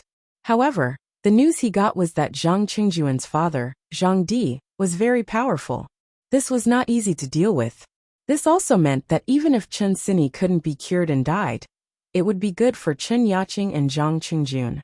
Chen Jinchuan was not strong enough to deal with them at all. To be honest, if he was not strong enough and his family members were killed by others, nothing would happen to them at all. His family members died in vain. That was why the middle-aged man was so surprised. Who on earth was Yun Jian? How could she make Zhang Di and Zhang Qingjun, who even he and Chen Jinchuan couldn't handle, obediently kowtow and apologize to Chen Sini? How capable was this little girl? How could she make such a big shot like Zhang Di and his son take the initiative to apologize to Chen Sini? Naturally, Chen Jinchuan didn't know the reason. He stared blankly at the scene in front of him. It wasn't hard to guess that Yun Jian must be capable. That was why Zhang Di and Zhang Qingjun came to apologize. However, before anyone could react, Yun Jian brought Zhang Di and Zhang Qingjun here to kowtow and apologize to Chen Sini. On the other side, Yun Jian stomped on Zhang Di's head, slamming it to the ground. "Is that all you've got? I want you to kowtow and apologize, not wipe the floor and apologize." Yun Jian's chilling words rang in everyone's ears, eliciting a wave of fear in them. The fact that Zhang Di came to apologize to Chen Sini was shocking enough. It was something that no one had expected, but this little girl? She dared to step on Zhang Di's head and ask him to apologize to Chen Sini. Yes. I'm sorry, it's my son's fault. It's all my son Zhang Qingjun's fault. I apologize to you here. I apologize to you. We won't dare to do it again." Zhang Di was afraid of Yun Jian. With Yun Jian stepping on his head, he kowtowed and apologized to Chen Sini. In the end, his forehead was almost bleeding. Yun Jian stepped on Zhang Di's head. Seeing that Zhang Qingjun didn't kowtow hard enough, she stepped on Zhang Qingjun's head again. Only the sound of kowtowing could be heard. That sound alone was enough to make people's hair stand on end, not to mention those who experienced it themselves. It was only when the trio's heads were bleeding from the kowtowing that Yun Jian released her foot and took a step back. Everyone saw a handsome man coming in from outside the gate. The handsome man stood there, hugged Yun Jian's waist from behind, and whispered softly in her ear that everyone present could hear.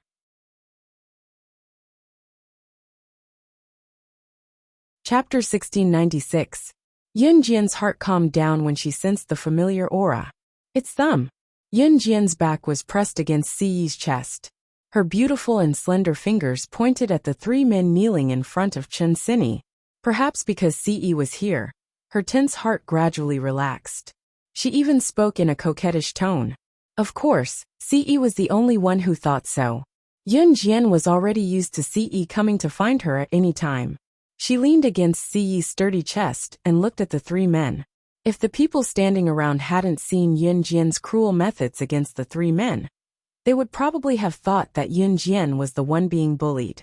However, Yun Jian would only show this kind of attitude in front of Siyi. Siyi wrapped his arms around Yun Jian's slender waist. He felt Yun Jian's soft body, and couldn't help but lean in close to Yun Jian's ear. He didn't hold back in front of everyone. Then I'll kill them, okay? Siyi put his lips next to Yun Jian's ear, as if he was coaxing a child. His sharp eyes sized up the three men. This handsome man who angered both men and gods actually kept saying the word kill. It was as if to him, killing someone was as simple as eating a mouthful of rice. At this moment, not only did the three men kneeling on the ground kowtow even harder, they cried out, "Don't kill me, I'll kowtow, I'll kowtow." Even Chen Sini's relatives were so frightened that their faces changed. From the moment Siyi appeared, he gave everyone the feeling that, as long as Yun Jian was happy, even if she asked him to pluck the stars from the sky, he wouldn't complain at all. It was unbelievably indulgent. Every word he uttered was unimaginably indulgent.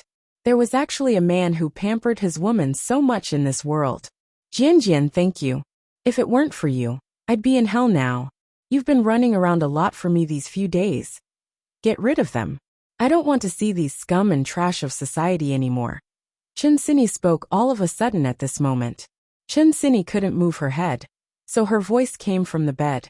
Chen Sini was very touched, but she also felt a little guilty. Yun Jian had saved her life, and now Yun Jian had to run around to avenge her. That was why he told Zhang Qingjun and the others to scram, so that he would not have to trouble Jian. I'm so lucky to have a friend like you. If anything happens to you in the future, even if you want me to go to hell, I'll go for you. Chen Sini muttered a few words in her heart. There was no need to talk about repaying favors all the time. Those who truly repaid favors usually did so when they no longer needed you. Get lost. Yun Jian kicked Zhang Qingjun, who was closest to her, when she heard what Chen Sini said. This kick caused Zhang Qingjun and the other two to quickly get up from the ground. Zhang Qingjun was pulled back into the wheelchair, and the three of them ran away as fast as they could without looking back. It was true that Siyi wanted to kill Zhang Qingjun and the other two men, but he did not want to let go of Yun Jian's tender body after a while. Could he be blamed? His Xiao Jian's charm was too great. He had to get her in bed sooner or later. Caress her soft body, hold her, and make a baby. Siyi's hand was placed on Yun Jian's stomach without a trace. He pressed his lips together and thought wickedly. This place would bear his child sooner or later.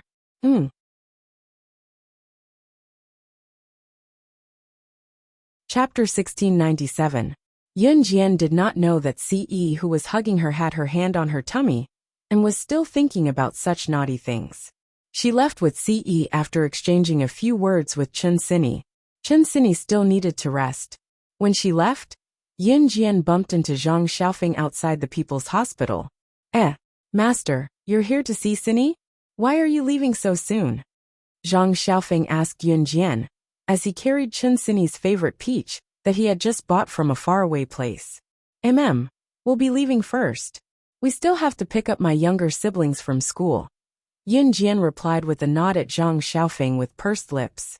Yun Jian had to pick up Xiao Yunju, Duan Li, and Duanya from elementary school because Qin Yuru was working overtime today. Yun Jian did not go to the military academy because Chen Sini had taken leave for the past 2 days. She stayed at home to help Qin Yuru fetch Xiao Yunju and the other two from school. Yun Jian did not go to school these 2 days because Chen Sini was not in a good condition initially. If she went to school, Chen Sini's condition would worsen, and she would be done for. Therefore, Yun Jian stayed in Longmen City instead of going to school. She could rush here immediately if there were any changes in Chun Sinny's condition. Since Qin Yiru was working overtime today, and Siyi was back, Yun Jian and Siyi went to the elementary school to pick up Xiao Yunju and the other two from school. Xiao Yunju's school did not allow parents to enter, as they were afraid that criminals would raid the school. There were only children in the school. It would be bad if something happened to them. Therefore, parents were standing at the school gate to pick up their children. They were surrounded by parents. Yun Jian and Siyi attracted a lot of attention because of their outstanding looks. Yun Jian was not short. She was already 1.65 meters tall. Siyi's height of 1.85 meters was impressive. The two of them stood out in the crowd. However, what was even more eye-catching was that Siyi was holding Yun Jian's small hand with one hand, while his other hand was lazily stuffed into his trouser pocket. His handsome face coupled with his figure was enough to make young girls, and even middle-aged women, scream. It was simply too conspicuous. Xiao Yunju and the other two ran out of the school and threw themselves in front of Yun Jian and Siyi. Siyi held Xiao Yunju's hand, while Yun Jian held Duan Li and Duan Ye's hands. The five of them left the crowd like a family. Siyi and Yun Jian could still hear the murmurs of the crowd. Look, don't tell me those three children belong to that couple. Are you serious? That couple looks very young to me. That guy is so handsome. Some people just look so young. They might even be in their 20s or 30s. I think that girl is also very pretty. Walking together with that guy, they are really a match made in heaven. And look. They were holding the three children's hands, as if they were their own. I'm about to be brainwashed by this scene. The group of female parents who were standing at the same spot were discussing fervently. However, they did not know that their words were all heard by Yun Jian and Siyi. Yun Jian blushed, while Siyi's handsome lips curved upwards. He enjoyed this feeling very much. Sister, brother Siyi, when can you give birth to a little Siyi for me to play with? Mama Qin said that babies need a year to be born. Can I see little Siyi on this day next year? Xiao Yunju shook Siyi's large hand twice before looking at Yun Jian and Siyi with anticipation. Hearing Xiao Yunju's sudden question, Yun Jian blushed, but she did not say anything. You'll see, Siyi said with a charming grin with a smirk where no one was looking. Xiao Yunju would see his and Xiao Jian's child sooner or later. It would not be a little Siyi but a bunch of little Siyis.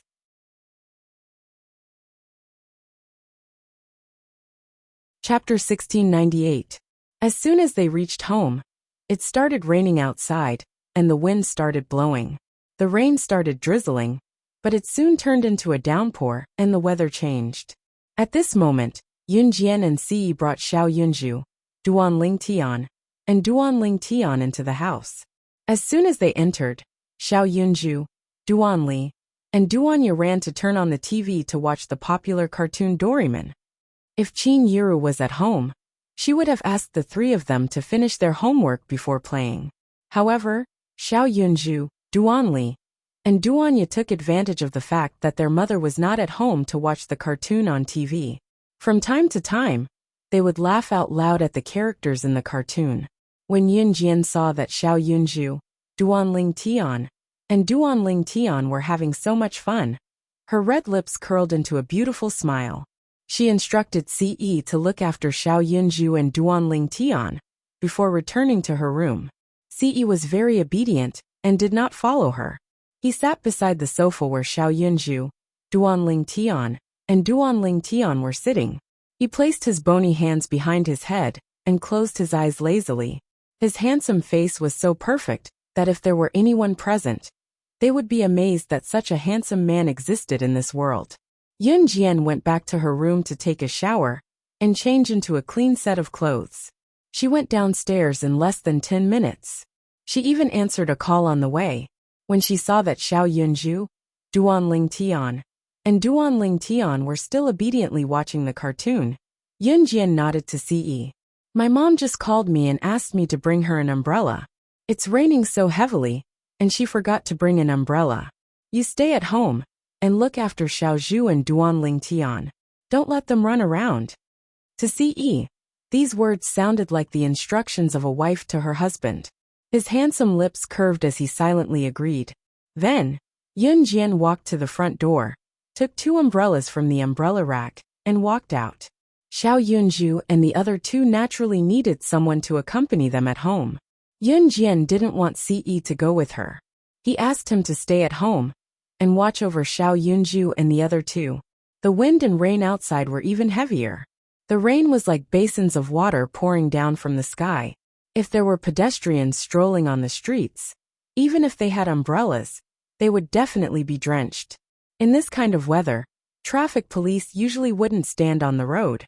Therefore, Yun Jian drove her newly repaired LaFerrari supercar to the flower shop to pick up Qin Yiru from work. Yun Jian's LaFerrari supercar was sent back to Ferrari's headquarters for repair after it was wrecked the last time. Yun Jian stepped on the gas pedal amidst the heavy rain and howling wind. The car moved forward slowly, followed by a loud roar around them.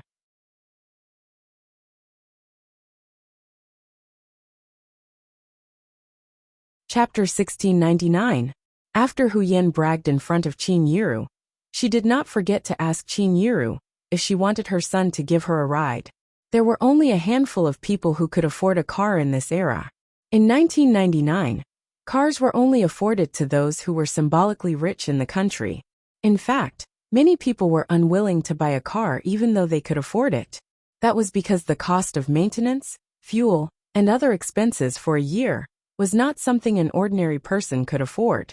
Hu Yan's family was not rich and could only be considered moderately well off. Qin Yiru only knew that Hu Yan's husband had passed away early, and her son had been working for a few years since he was admitted to university. He bought a house in Longmen City, married a wife and bought a car, leading a tight life.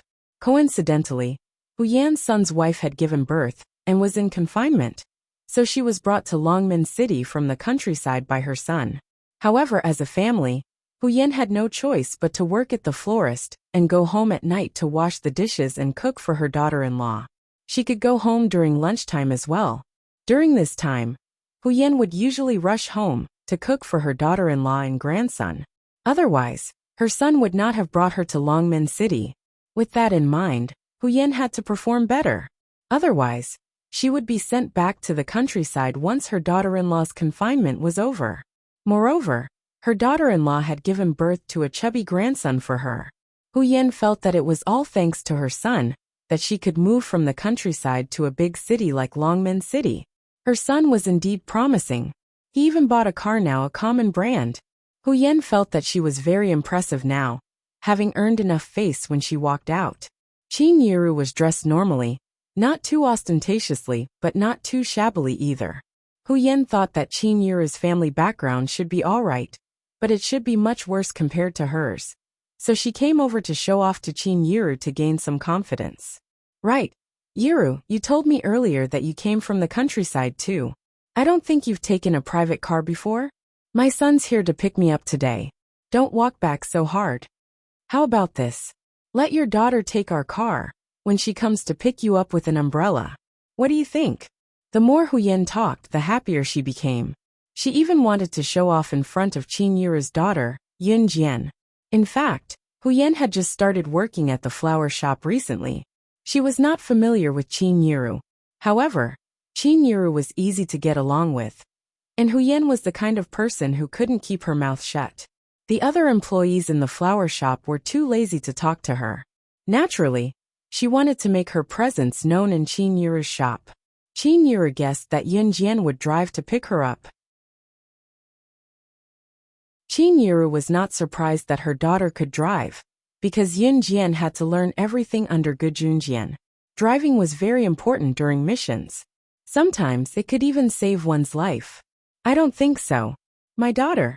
Qin Yiru was more easygoing, so she had just spoken when she was interrupted. She heard the sound of a horn. Honk honk honk. A black Volkswagen stopped next to the flower shop. A man got out of the Volkswagen with an umbrella and walked quickly to Hu Yan. Mom, I'm here to pick you up from work. Seeing the man's Volkswagen, the other employees in the flower shop couldn't help but exclaim, "A Volkswagen? How much money must he have to pay to afford it? If you don't have at least 100,000 yuan at home, you won't dare to buy a car." Wow, he's really rich. Hearing the discussions around her, Hu Yan's heart almost flew to the sky. She pretended to be calm and said to Qin, don't be so polite. Later, let your daughter who came with an umbrella take my car back. Who knew that just as she finished speaking, a fiery red supercar in the distance sped over like lightning. It drifted and suddenly stopped. Whose car is this? Hey, I think this car is not cheap. I've never seen such a beautiful car. The people around her immediately exclaimed. Hu Yan also straightened her eyes and was slightly envious. However, just as Hu Yan was envious, she saw the girl sitting in the car open the door and get out with an umbrella. Then, she walked straight to Qin and stood in front of Qin. Mom, let's go home. Hearing this, Hu Yan's eyes suddenly widened. Qin family has a car? Moreover, it's a car with only 2 seats and an unknown brand? Just as she thought of this, everyone present heard Hu Yan's son suddenly change his expression. He pointed at Yunjian's car with a trembling hand and exclaimed, Isn't that the limited edition Ferrari LaFerrari, which is only sold in the world? There are only 3 of these cars in the world, and each of them is sold at a sky-high price. It's already out of production. If you want to buy such a supercar, and a limited edition one at that, you can't even talk about it without 10 million yuan.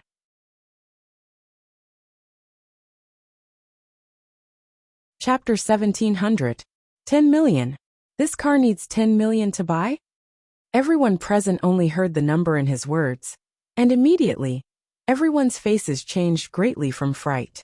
Hu Yan in particular, who had been particularly smug in front of Qin just now, had her mouth agape and exclaimed after her son spoke. Mom, 10 million is not enough to buy this car.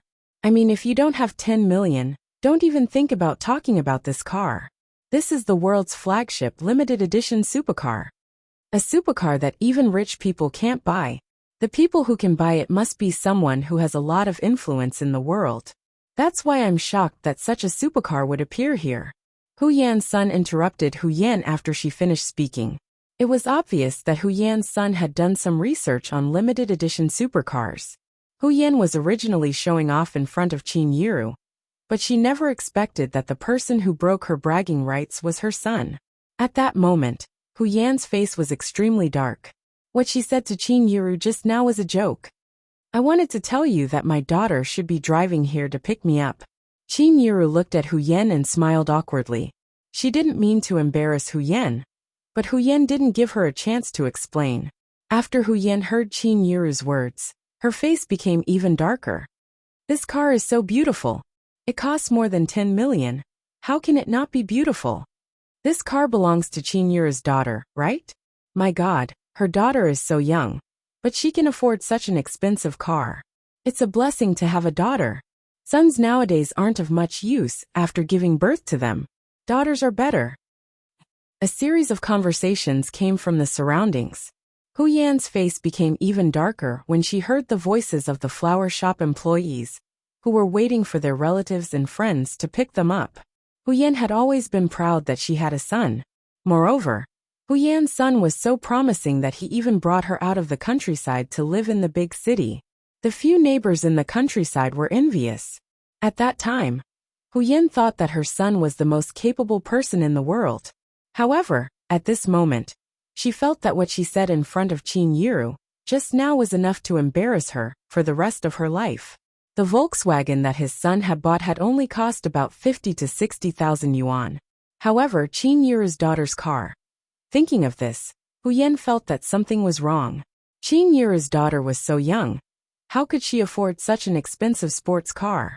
Looking at Yunjian's appearance, she was so beautiful that people couldn't take their eyes off her. She suddenly had a feeling of realization. Hu Yan then looked up at Qin and spoke bluntly in front of the crowd. You're right. Qin, how much did your daughter spend on this car? She bought such an expensive car. Why are you still working at our flower shop?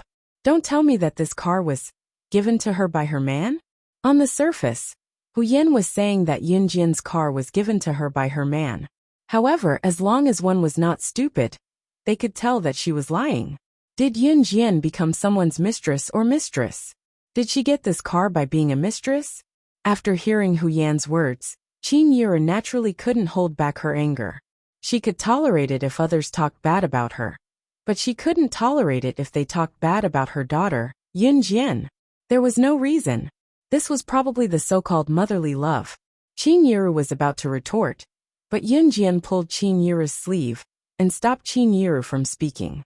When others saw Yun Jian pulling Qin Yura, they really thought that Yun Jian got the car by being a mistress, and that her man gave it to her. Hu Yan looked at Yun Jian with contempt again. However, just when everyone was looking down on Yun Jian's voice rang out. Her voice reached everyone's ears.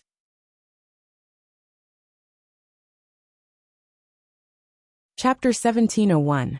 Yun Jian's words made it clear that she had bought the car with her own money, as well as another point. She had 40 to 50 sports cars at home that cost the same as the Ferrari LaFerrari. 40 to 50 cars. What kind of concept was that? Based on 1999's price and income ratio, a normal person might not even earn 1 million in a lifetime. What about Yun Jian?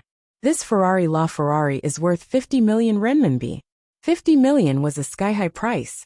It was only the price of a car. That was not all.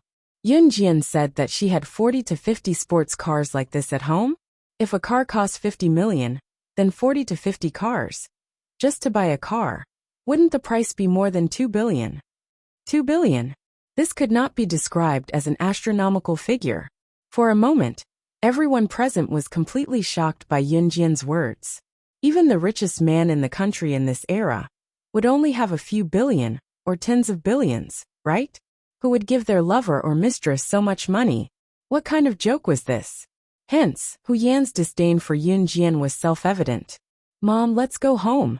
Yun Jian did not bother to continue talking to Hu Yan. She walked over and pulled Qin Yuru to the entrance of the flower shop. She opened her umbrella and was about to leave. Hey, Yuru, just now my mouth was cheap. You know me, right? I'm not a bad person. It's just that my mouth is especially cheap. Just now, I even let my son send you off. Today, can you let your daughter send me off? Hu Yan called out to Qin Yuru. Her expression changed very quickly. She went from calling Qin Yuru by her real name to calling her Yuru. Her expression changed too quickly. Of course, Hu Yan thought that if Yun Jian was willing to give her a ride, she would be so proud of herself. When she went out in the future, she would probably brag that she had ridden in an extinct sports car, like the Ferrari LaFerrari. Just when Hu Yan thought that Qin Yuru was easy to bully, and would definitely let her daughter give her a ride in her family's sports car. However, Yun Jian didn't give Hu Yan a chance to catch her breath. She directly interrupted Hu Yan. My car can only seat 2 people. The passenger seat will only carry my mother, not any dogs. Yun Jian actually compared Hu Yan to a canine? In other words, wouldn't he be like a dog? You. Hu Yan felt like her heart was about to explode when she heard what Yun Jian said. In the end, she could only watch as Yun Jian and Qin Yura left. When they got home, Qin Yura made dinner. Xiao Yunju and the other 2 reluctantly put down the remote control and ran to do their homework because Qin Yura was back. When Qin Yura was cooking dinner, she told Yun Jian that she planned to let Mrs. Yang take care of Xiao Yunju and the twins for 2 days while she went back to Xinjiang town. According to Zhang Meihua, Qin Fangfang's condition was better, but the neighbors were still gossiping. This made Qin Fangfang, who had just gotten over the pain of her husband's affair, upset again. Therefore, she asked Qin Yuru to go back. Since it was not winter yet, the bus from Longmen City back to Xinjiang town was at 6 o'clock at the latest. Qin Yuru would probably go back today. It was raining outside, but the downpour had already subsided. Mom, I'll go with you. Yun Jian suddenly spoke up. Xiao Jian, what are you talking about? Just stay in Longmen City. Besides, Ai's here. Qin Yuru persuaded Yun Jian with a look at Ce. I'll go wherever Xiao Jian wants to go. Ce's lips moved as he looked at Yun Jian affectionately. If Yun Jian wanted to go back to Xinjiang town with Qin Yuru, he would follow.